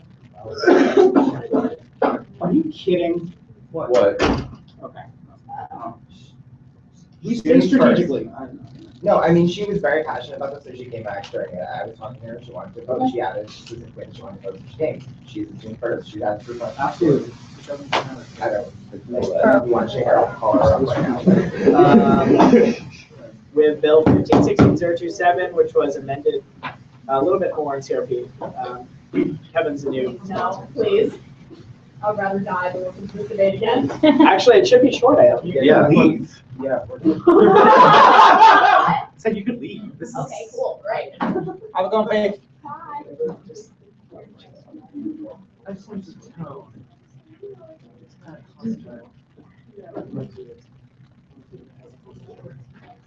Yeah, you're good to go. Sure. So like we know, Noah stepped down at the end of last meeting because I took a fishing gut knife to his bill. I decided to claim primary sponsorship. So we just changed up at the very top the class of the Mr. Levy. We also made a few amendments to the original text. Kate, if you could scroll down. In the Which one do you want to get to? well, Just to go to the top one first. So this one, all the way up to the top, subsection 1, we have not changed since last week. And that was kind of cemented. I want to talk about the things that we have amended since. Subsection 2, committee absences. Subsection 2, we decided that you should be able to miss committee twice, and that you should be able to have 3 proxy absences and 3 proxy absences from committee. We've also removed the requirement that a proxy has to be a member of that senator's constituency. This is a problem mostly for school senators, generally the school senators who have people who aren't entirely interested in student government. COGOD has always been hard to get people. SOC is sometimes hard, CAS can be hard, SIS is almost impossible. And I know as a senior, this is going to make my job so much easier if I ever needed a proxy, because I can literally only think of my roommate Alex to proxy for me, and he has 0 interest in coming. So it would make finding a proxy a lot easier, and I'm very pleased that Christina added this. I'm sorry. Go ahead. I'm trying to get someone's attention. Okay. She thinks she's fine. You should message them. Yeah, I know. So the other thing that we did down here in subsection, you're literally at the front of the room. Yeah. Yeah. Subsection 4, we removed the requirement that you have to notify the speaker that you're intending on sending in a proxy of 3 hours. Previously, you had to send in 3 hours notice. Hey, I'm planning on missing. This person is my proxy. And I don't necessarily think that that's ever been a good idea for, like to make sure, I'm not calling out with a hangover. All right, fine. But like, to me, that's like a personal issue. That's like a saying like, oh, that sucks. You should be here. But if you send a proxy, like, I don't care. It can make logistically the job of the speaker a little bit more difficult because they have to like take track of people like emailing them immediately. It makes it a little bit harder, but Gabe said he can handle it. The other thing too, and this is something that, I was just messaging Dante. I said it during the last debate, like, I really have to pee right now. But if I left the room, I wouldn't be able to vote. And my vote wouldn't have counted. But what this does is allow you to appoint a proxy immediately. So I could have gotten up and shouted, well, I would have to email Gabe via email or via SG email and say, hey, Eric is my proxy. I don't think he could be because he's on JBoard, but that's a JBoard case. Like, he's going to be my proxy, and then I leave. I think this is going to be a wonderful, wonderful thing when we start having, again, meetings that go until 4 o'clock, 5 o'clock, 6 o'clock, which, heads up, our next 2 meetings are going to be long. Prepare yourselves, clear your schedules. Longer than this one. Much longer than this one. So yeah, like at this point, right, like we should front load all of our business right now because by the end people trail out and leave and have chapter and everything else. So this is really going to be good for keeping quorum, because there was a time, what was it, like 2 or 3 months ago, where we just like lost quorum and had to sit around, and I think someone went to go get lunch, someone went to, and we were just chilling, because we couldn't act. This would eliminate that from happening, most likely, because, and then Noah, it was either Noah, Will, I don't remember who, brought up the idea of a proxy bank of people who always come to meetings, and would be like available to proxy, because we're eliminating the requirement to, eliminating the requirement for them to be of the same constituency and allowing them to take the proxy immediately. I think we're great. This is much more in depth than Noah. And can you just go down and just make sure that we can? Oh, there are a few more. This isn't what Noah originally planned, but I thought last week, if we're establishing a firm Senate attendance policy, let's establish an actual firm Senate attendance policy instead of just addressing it piecemeal. So section 5 and 6 are struck now. I promise you that's not monumental. That's not like a, oh my gosh. I'll pull it up in a second. It's about alerting the speaker. Yes, thank you. So the first one is you have to, no, it's alerting the clerk. Yeah. So apparently, according to the bylaws, the clerk holds all records of proxies and stuff like that for further review and our posterity or something. I don't think that that is necessary, and I don't think it happens, and I don't really know which posterity they're talking about, because usually it's children, right? And then the other one was also inconsequential that we don't really follow, but I decided, hey, if we're not going to follow the selection of proxies, this one actually is kind of consequential. So currently the bylaws say that if I ask Will to be my proxy, I cannot give him a directive and say, you must vote this way.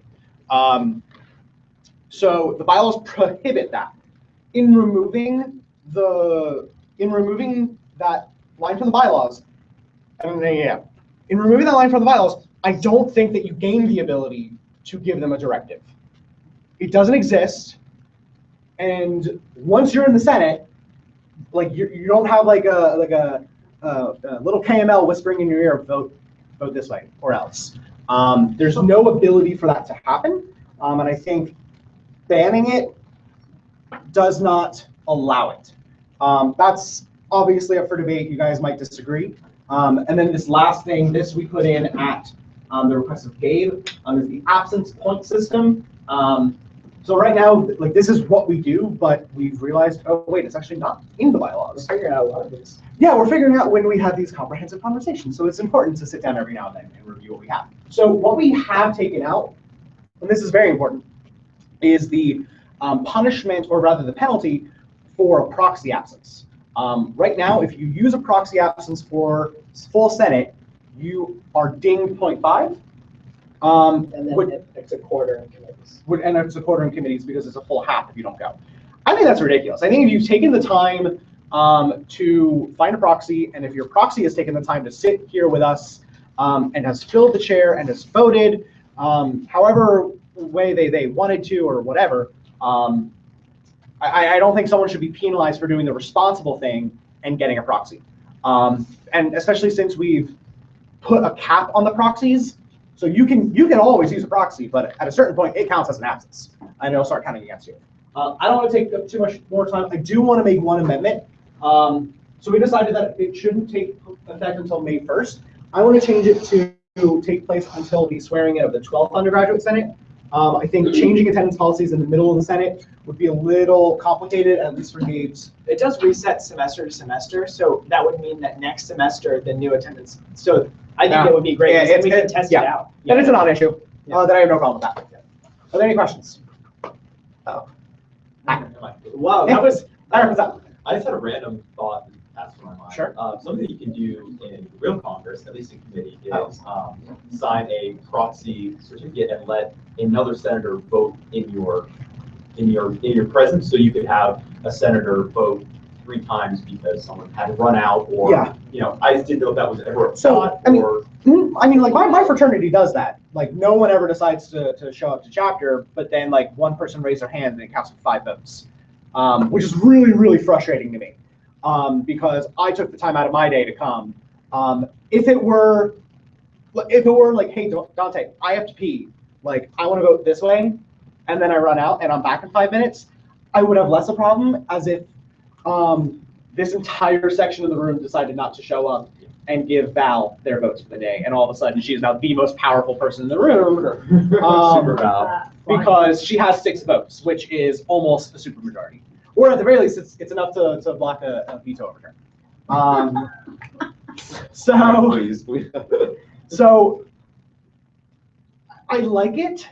I think it would be extremely abused. You guys could disagree. Yeah. So I just, for clarification, when we're talking about the 3-hour period, is it a separate section of this? So where we can automatically switch our proxy to go to the restrooms versus emailing ahead of time that you're having a proxy? I'm not entirely sure I understand the question. I'll probably swim my way through it. So right now, yeah, go ahead. All right, so basically I agree with most of this and most of it that I don't, so I just want to know if they're clumped together. And the section where previously you had to email Gabe 3 hours before Senate that we have a proxy, is that the same change that allows me to say I need to go to the restrooms? Will is not, she's not. Yes, so we replaced the you have to let him know within 3 hours or 3 hours early with the you can do it immediately. And that's, okay, thank you. Yes. Does that answer your question? Yeah. Chris? You can do it. So okay, sorry, I just have a quick question. So over here. I practice in there. So someone can't walk in and say that they're your proxy, right? Without So absolutely not. So Alex Bradley couldn't walk in and say, hey guys, I'm Kevin Michaelides' proxy. I still am required to send an email, and it is outlined in the very top via my official SG email, sending Gabe a Facebook message and saying, hey, Alex Bradley is my proxy is not valid. Especially, and this is also more of the accountability thing, because if you guys remember when we rewrote the judicial section of the bylaws, we prohibited the subpoenaing of Facebook messages or text messages. And so this is also a way to protect yourselves and the speaker, because you don't want to see what Gabe is messaging people. Yeah. Definitely not what Val's messaging people. Yeah, perfect. That's what I thought. There's a bunch of basketball emojis. So what about senators who are new and don't yet have an AUSG email? That thing usually should never be a problem. We just had. Well, I didn't get mine until Saturday. No, so I agree. Yeah, but so that's actually a really. It's me saying sorry. Thanks. So that's a really interesting question. The way that we've worded the legislation right now, no, it must come from an SG email. I would still, wait a minute. Oh God. I wouldn't have a problem if it said the email must go to his SG. No, okay, fine. So yeah, I agree. That could theoretically be an issue. I would hope / assume / whatever that the speaker, that the Senate itself would be lenient and say he actually physically cannot, and that would not be a failing on your behalf. That would be an explicit failing on the secretary's behalf, which time after time after time after time after time after time, people don't get SG emails within 2-3 months. Well, so yes, Why Lex. can it not be an American University email? Because those are not subpoenable. Why are they not? They're American. They Because what? Okay. We can, because there's Can we put FERPA, can give we it to amend us. it to put in a clause? So hold up. Lex. Guys. Lex. Can we amend it to say in the time, put a clause in there? Put a clause, I don't know what section it is. No, it's all of it. Yeah, it's right up Okay. here. So put a clause in saying from the time that from a time a new senator is sworn in to the time that they receive their AUSG email, and email from americanuniversity.edu email would be conclusive enough. Yes, we can absolutely add that in, and I wouldn't be opposed to it.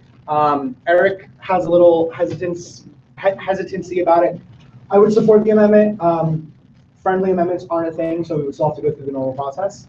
And someone should ask me a question.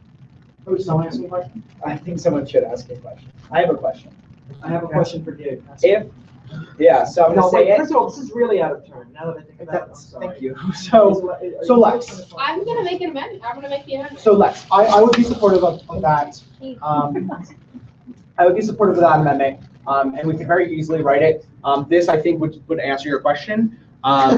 And because I think it would happen so rarely, so seldom, that we'd be fine. I mean, Chris doesn't have an SG email right now, right? Like, and you probably won't. But also just very confused on why an American University account could be subpoenaed. I mean, a Facebook message can be subpoenaed. No, they cannot. Facebook Well, messages now they cannot be can. subpoenaed. That's the point.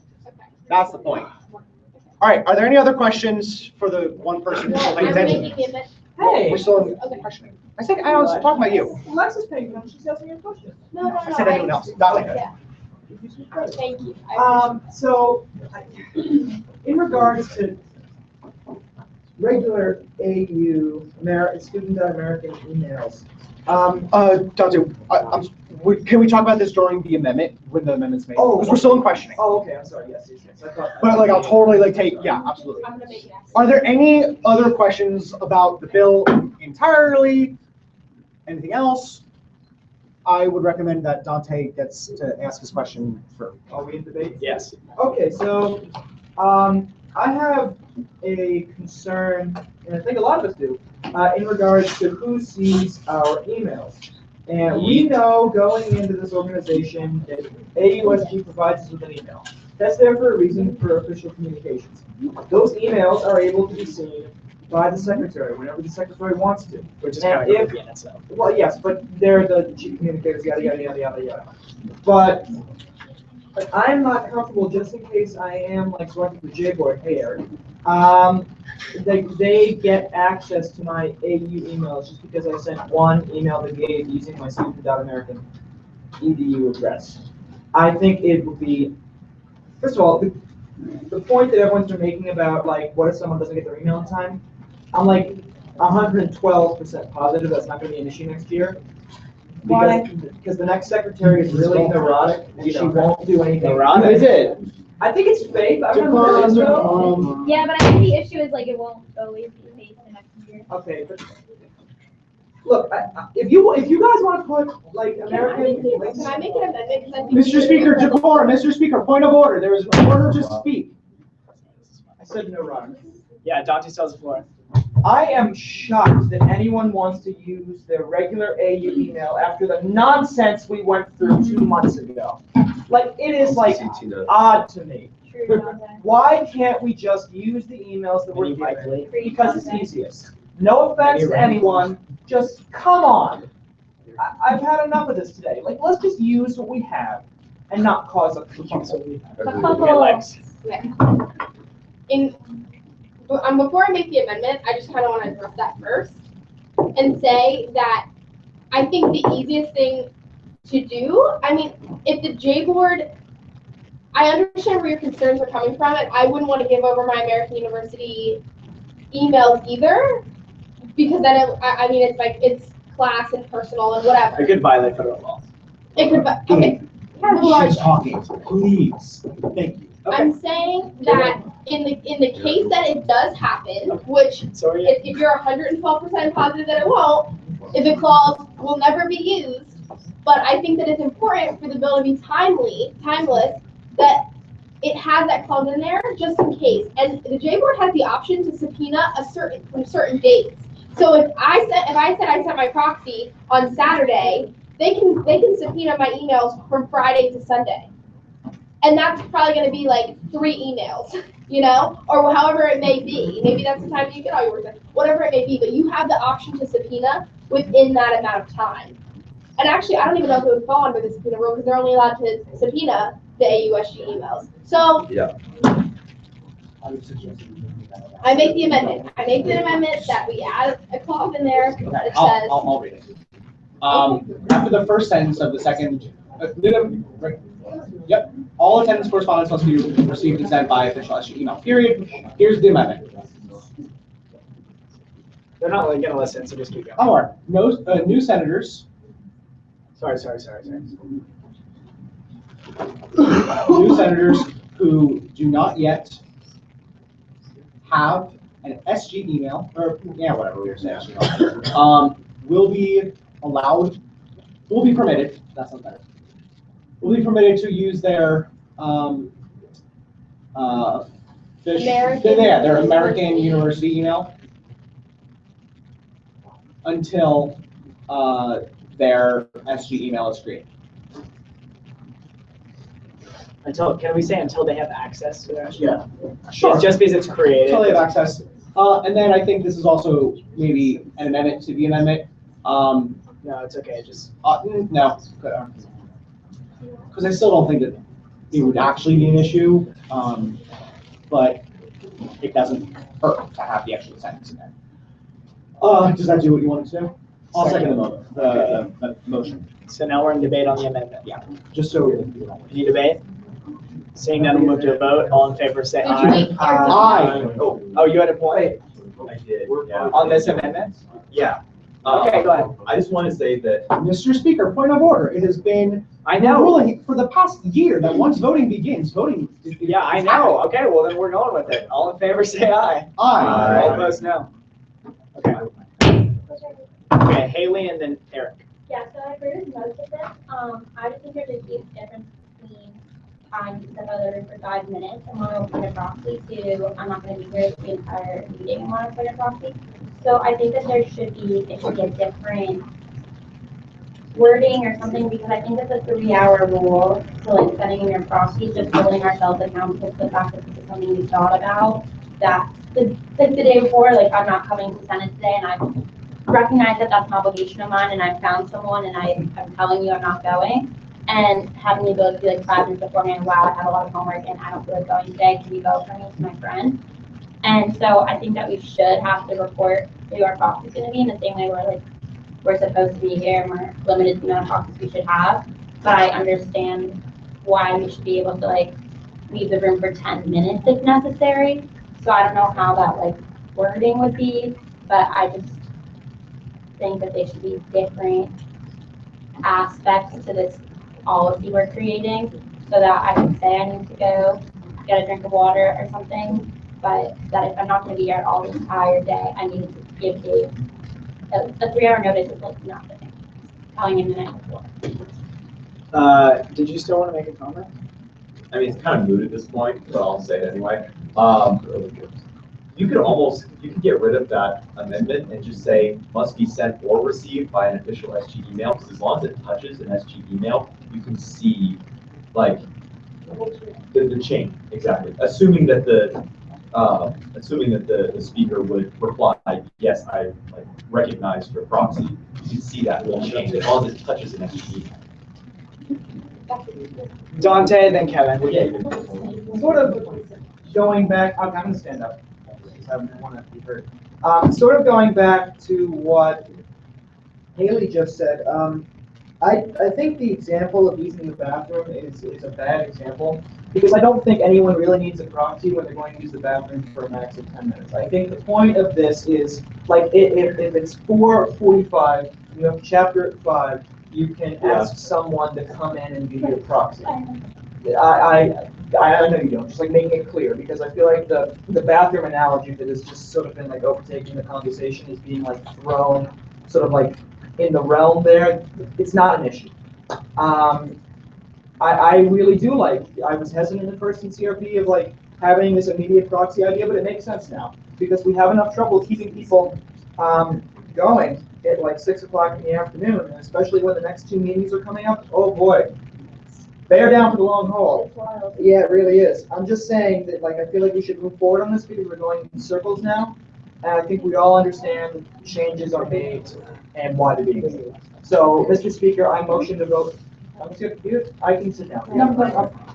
Oh, all right. I motion to vote on the legislation at hand by hand. Second.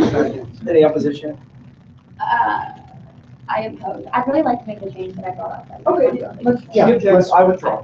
Okay. Yeah, that's what So I'm just not exactly sure how to word that. So, what do you want to do? That you should be required, if you're not going to be here the entire meeting, to turn in your proxy information, how we're supposed to. 3 hours? Yeah. All right, let me.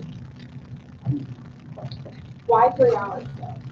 So that's what is the rule, I guess. I don't know why, but I just think it's like. That's what I'm saying, why are we adding back in? All right.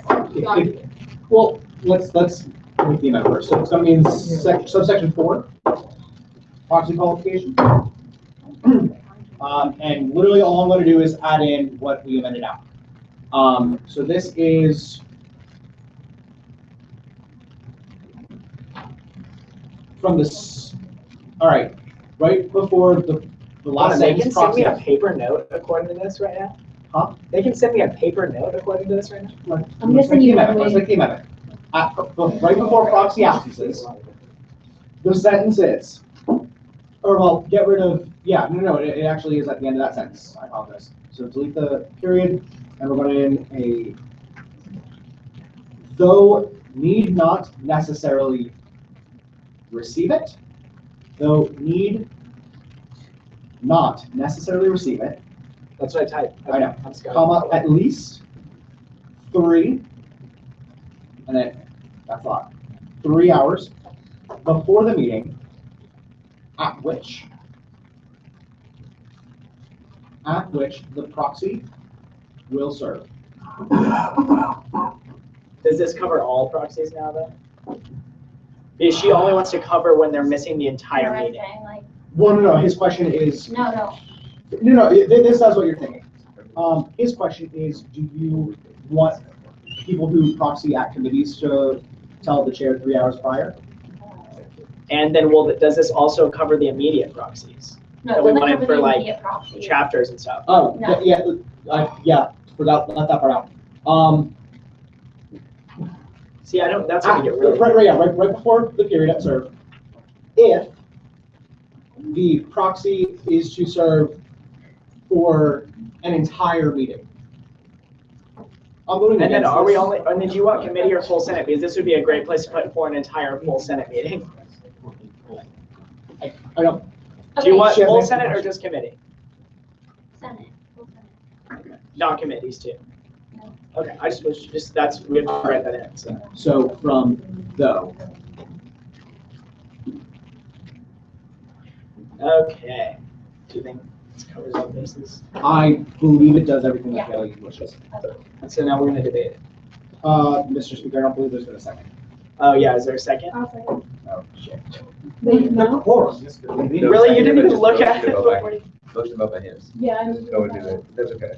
Oh, I object. Oh, you want to debate? Yeah. Okay. Yes. Wow, he said that. Okay, Guys, I thought we were just talking about this. They're not, no one's listening anymore, I that's the withdraw. point. I withdraw. No one's listening. Except I'm trying to listen, Kevin. So I'm still going to object to the amendment, because I do disagree with it. Like I said, everyone wants to do it.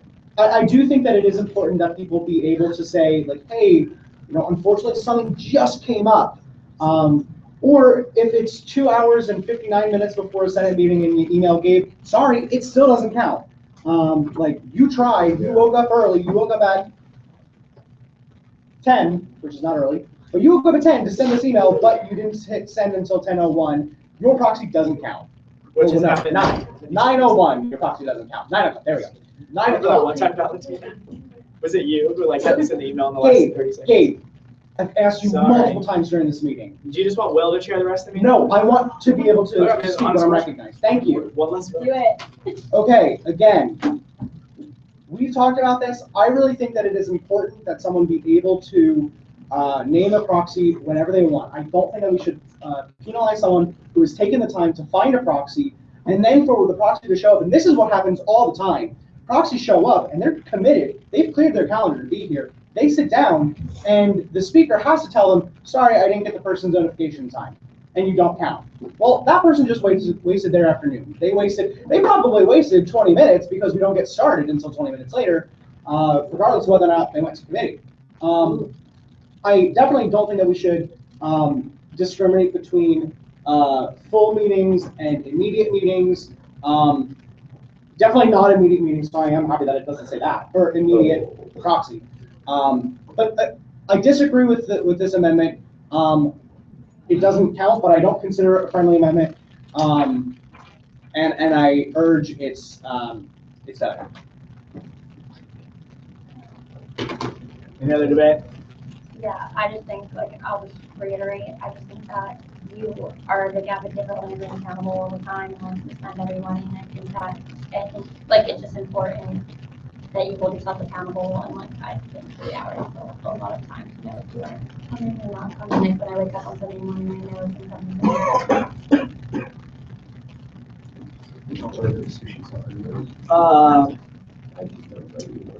Yeah, go ahead, Alex. I'm reading through this. I think we might need to go first. I was just gonna say, like, while I agree with you that you wake up and you know that you're coming to Senate on Sunday, a lot, like, some people wake up and they're sick or whatever and something happens or whatever. In regards to the accountability, I do think this is still holding people accountable. While it's not 3 hours beforehand, it's still, you still have to give him something. So if you don't send him nothing at all, that's not holding someone accountable. And I agree with Kevin in the fact that, you know, if it's after that, if it's 9:01 and you send something, well, then you're out of luck, you know, if your alarm doesn't go off or whatever. As long as it's prior to the meeting starting, I think that is more than holding, you know, it's holding people accountable. Maybe not to the highest that we could, but I mean, if anything, it should be 24 hours, you know, like, before someone has to wake up just to send an email, you know? So I don't know. And I'm very curious of why it's 3 hours. Sometimes CRP starts 3 hours beforehand. So am I going to show up to CRP and send you a message and say, hey? Oh, wait, no, we got to say. Well, I'm just saying, yeah. So I can show up to CRP and be like, oh, never mind, peace out. You're my proxy.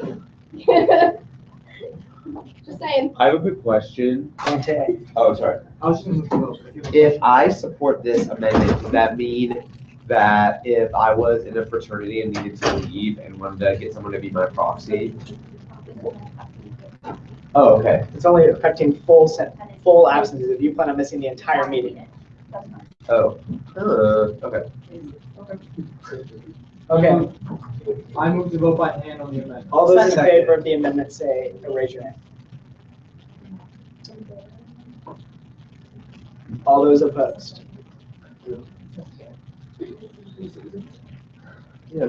3 to 9 fails. Mr. Speaker, unless there's any other further debate on the bill in its entirety, I move to, what did you just say? No, he deleted. I deleted the amendment. It didn't pass. Cool. I move to, and then we did decide to let the fall semester be the trial run, so we don't. Yes. I move to vote by hand. I second. All those in favor? Can we correctly spell subsection for the last one? Oh. Yeah. No, It just needs to be subsection. Yeah, subaction. Yeah, who wrote that? Actually, it was you. I know. That's why I said it. It was Mr. Speaker, move to vote by hand. All those in favor? All those opposed? This is literally the first. Will, are you opposed? Oh, I'm not opposing. I'm voting on both sides. That's not a thing. Will is bipartisan. This is a really big deal, actually. We haven't really redone Senate policy in a long time. It passes 12-1. Because Will voted now. What you voted yes, what? Public comment? Any members of the public wishing to speak at this time? Chris? So I guess two things. So AU is currently working with the transportation consulting firm Nelson Nygaard, and we are working on examining the shuttle system. Now that there's going to be increased demand on the shuttle system because more students will be using Metro because of UPass. Also, these campuses coming online, so there's going to be a strain on the shuttle system. So they're examining how that should work going into next year. They conducted 2 town halls 2 weeks ago. And there was also a survey out to the student body in which 600 something students responded. So now the consulting firm is going to take all that data and recommend what they should do about routes and stops for the shuttle. So a couple things that were proposed are, so this is probably going to happen, that they're going to refurbish all the shuttle stops and make them completely ADA accessible. That's And really then, because how it works with the shuttle stops is we pay Metro owes them. We pay them a yearly fee to use the shuttle stop, to use the stop. And then another thing that will probably happen because of this campus will be that the shuttle routes that currently exist will all run in reverse. So the shuttles will go the other way through campus in order to stop at East Campus, and then they'll go through North Circle and go wherever they're supposed to go.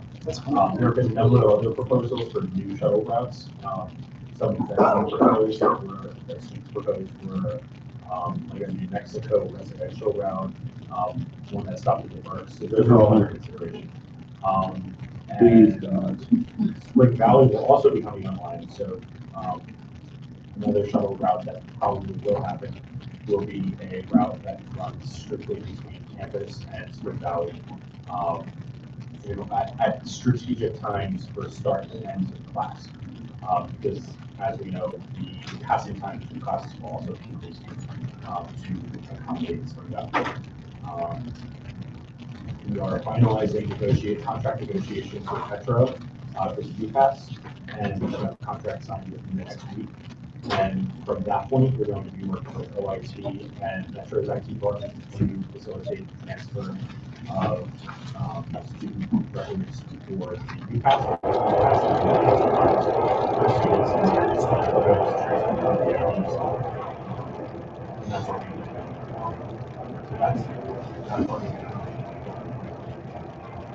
We will also be working with finance committee on getting out to the public the information on presentations. I have a question, actually. Yeah, you can ask me questions. Go ahead. So we've not voted on any nominations, so this is all purely speculative, but I'm assuming that you will be serving in one way or another in Bates Academy next year. I hope. How long do you think it's going to take to get a Senate email for people? An SG email for new people who join. I try at the moment, currently I try to keep that under within the week. As soon as I get an email from Dave, I try to do it immediately. The appointment system or bot system, I don't pick up people's email, but I try to do this as possible. Not Chris this one. I know. Yeah. Any more questions for Chris? Okay. If you want to speak, do it now. I don't want to. Okay, in public comment, not good order. Okay, I want to make sure. Yeah, go ahead. Okay, next Thursday, April 21st, we're doing meet and donuts with Dr. Dave Palmer. She's the result of the Palmer survey, which is like the whole. She's so cool. She's so cool. She's my idol. I love her. So she's doing like data and donut thing. It's in the Abramson Family Founders Room, which is like super cool. There's free food and free coffee, and it's also just like a really cool room. She's releasing the results of the Palmer survey, which is, if you don't know, like there was the survey on sexual assault and dating violence and all of that bystander intervention things that go on campus. It'll be sort of like a condensed version. You can ask any questions if you have them as you're all in SG. It makes sense for you to go so that like if you're planning on making a policy about these things, you're informed. And also Jane Palmer's is really cool. If you have any questions about it, you're welcome to go. It's from 10 to 11:30 a.m. And we tried to accommodate like if you have a 10-20 block and come in the first 20 minutes, we were like kind of worried about the timing. So if you can't come at those times, like please email me and I can give you a copy of the report and answer any questions about it. I'm on the committee with her. That's when she's releasing it? Yeah. Okay. Yeah, the formal, like it will also be like available on the website in I think 3 weeks after SOG approves it. But at like she's going to be like giving a presentation, a short presentation on it and answering questions and like socializing things like that day. Thanks. Go to the order, and then we're just going to go from left to right. So, move on to. So cabinet applications are still out. They are closing this Friday on the 15th. You will have my SAC director and chief of staff to confirm on the 17th. So that'll be separated by then. So by the end of the week, I'll know who's going to be in those positions. Please share the link. Encourage your friends to apply. If they don't see anything that's for them, but they still want to get involved, tell them to reach out to myself or one of the other execs elect, or Aaliyah Lever, who's our transition director, because I want to make sure everyone's getting involved however they can. So yes, apply, share, tell your friends. Quick question. Are those the only two? Because I know we're gonna try to space it out equally. Do you have any indication from the other execs if they'll have people to put up as well on the 17th? So my understanding is that they'll have people by the 24th. So we're still gonna backload, it sounds like. Yeah, we did it last year, it'll be okay. Okay. I mean, like, it's only the paid ones. Yeah. A lot of the reason it was so long last year is because Sasha put a lot of them up in good faith. Yeah. Minus his two, and then minus the executives and the president, that's still 14. Oh, and then minus the 2 Senate ones, so it's still 12. So just be ready if you want to do 12. I mean, I just didn't know. As long as No, I don't have anything. Clerk and speaker are both paid, so it's so then minus speaker, yeah, do 12. Okay. So thank you everyone for a good meeting. We discussed a lot of things that have like real consequences for the university. We just allocated $71,000, which is the first $70,000, which is the first step of our budget process this year. In 2 weeks, we're going to be voting on a budget of probably about $500,000. So I hope that we all study and read every document that is placed in front of us. I say this with a dual motive. In your inboxes right now, since last night, are a 13-page elections policy book and a 9-page elections bylaws overhaul. These are not easy documents to get through. We've tried to make them easy so that you don't need SG lawyers to run for SG president. I'm planning on having, like, I don't want to call it a town hall because I don't want to self-aggrandize myself. I don't know. It's not that important, but I'm going to try to like be available this week. Obviously, I'm going to be involved in a lot of finance committee hearings, but I'm going to try to be as available as I possibly can to meet with anyone who has any questions about what my amendments do. I will not be writing another like detailed memo like I did for the other judicial thing overhaul, because I don't think that enough people read it for me to warrant spending 4 hours writing it, which is disappointing to me because, like I said, this is a dense document and it makes a lot of changes. I've tried to be as transparent as I possibly can be.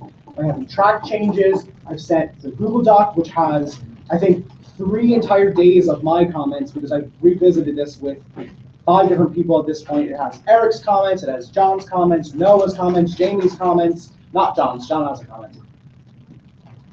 Whatever. So this is a big, big deal. And I think we spoke unanimously 3 weeks ago that things need to change.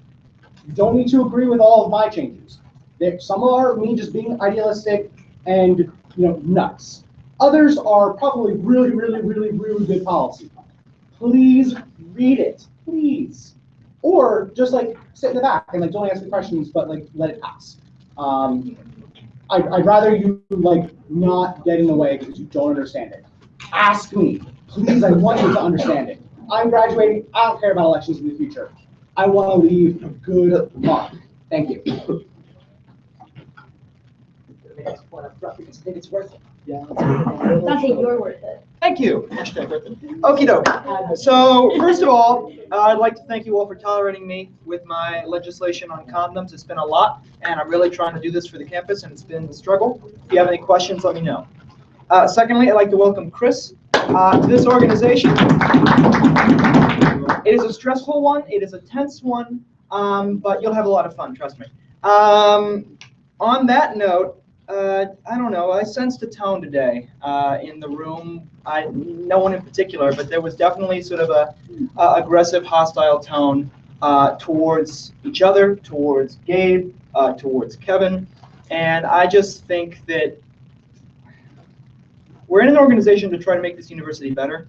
And I feel like us yelling at each other probably isn't helping us accomplish that.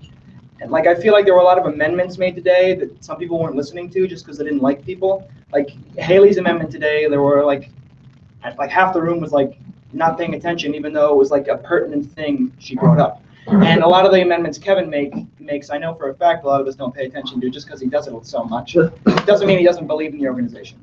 So I just make sure everyone, like, I know it's a long meeting, but like try to give each other respect. Don't have a short temper, because like whether you like it or not, a lot of us are going to be here in the fall. So let's just remember that. We're students and we shouldn't be enemies. So thanks.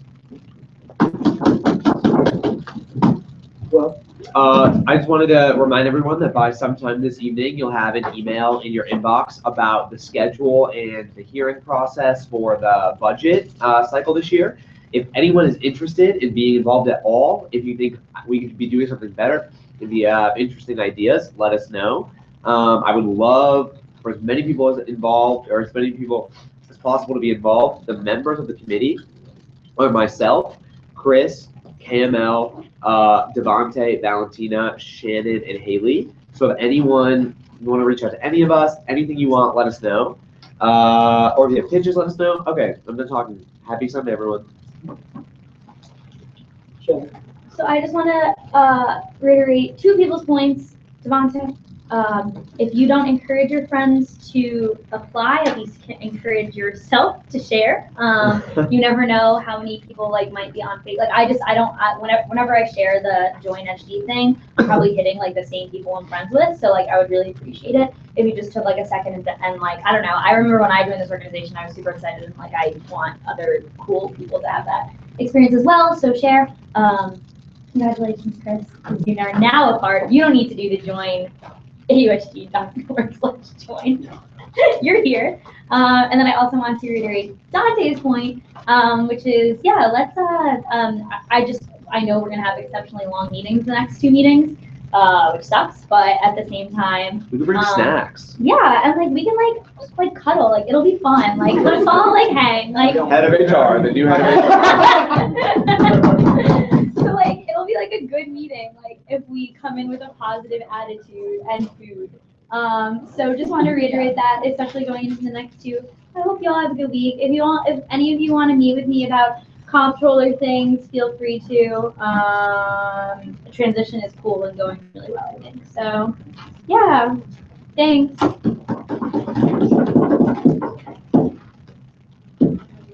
You guys don't want to go anymore? I'm gonna go, and I'm gonna go first because. So if y'all didn't hear, there was a new vice chair to the judicial board appointed. I wanted to appoint someone who was pretty quiet and someone who wasn't really involved in SG, so I did John. But in all seriousness, I've worked with him, just in the short time I've worked with him, I've seen how well he reasons with the governing documents, what a good handle he has, and I'm confident that he will do well and could possibly replace me. Cool. I wanted to thank Chairman Tigas for his appointment. That's not out yet. I certainly appreciate his vote of confidence. This is the second time I've gotten it, and it's always great to have it. I encourage people, if they think something's unfair, to bring it before the J Board. We're still here because elections are over. Eric's shaking his head. He hasn't gotten rid of us yet. So if you read the spirit, or KML, if you read the spirit of his bills, they are getting rid of us. That's neither here nor there. Have a great weekend. All right, so when I do try to do these things, I try to be a little positive, but honestly, I've been sick since Wednesday evening, so I'm in a bit of an irritable mood, so please bear with me. First thing that kind of bugs me and annoys me is that for most of me, as Dante kind of pointed out, some people weren't really paying attention to what was being said, what was going on, and honestly, it kind of peeves me a bit because these are people who are trying to improve bills or start discussion, you're not paying attention. I get if you're doing classwork, I get if you're doing SG stuff, that's fine. I get you have other stuff to do, but while you're in the room, please don't spend 20 minutes on Facebook ignoring what's being said by other senators.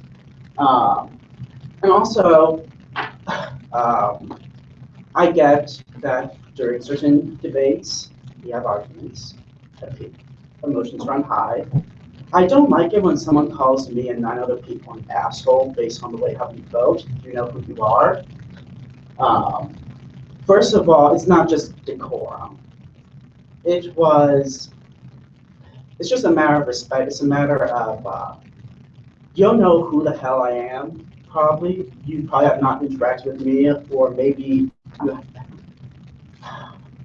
My point is, if you're gonna stoop so low as call me an asshole behind my back because how I sound on a bill, or how, I vote on a bill, there's a door. I don't need that attitude here. We don't need that attitude here. And again, you know who you are. I'm not gonna point you out. I'm just, I'm done, all right? I've been here 4 years. I've been in SG I've been in Senate 2 years, once in a totally different one. And even then, it was the most disgusting version of Senate I've been in. No one did that, at least not to the extent of my knowledge. All right, so I'm just gonna leave it there and improve your attitude. So Chris, send an email to Chris with a K with your full name and AU email, and he'll get you an AUSG email. I know he will if you send it straight to him. And John, you're taking that back to the office, and I'll get those bills taken care of. And I already sent you the bills. Yep. And I think that's it. Move to recess. I object, I move to adjourn. I'm going home. Oh, I said recess? Like, no. All right, thanks, dude. I don't know. I'm guessing it will eventually.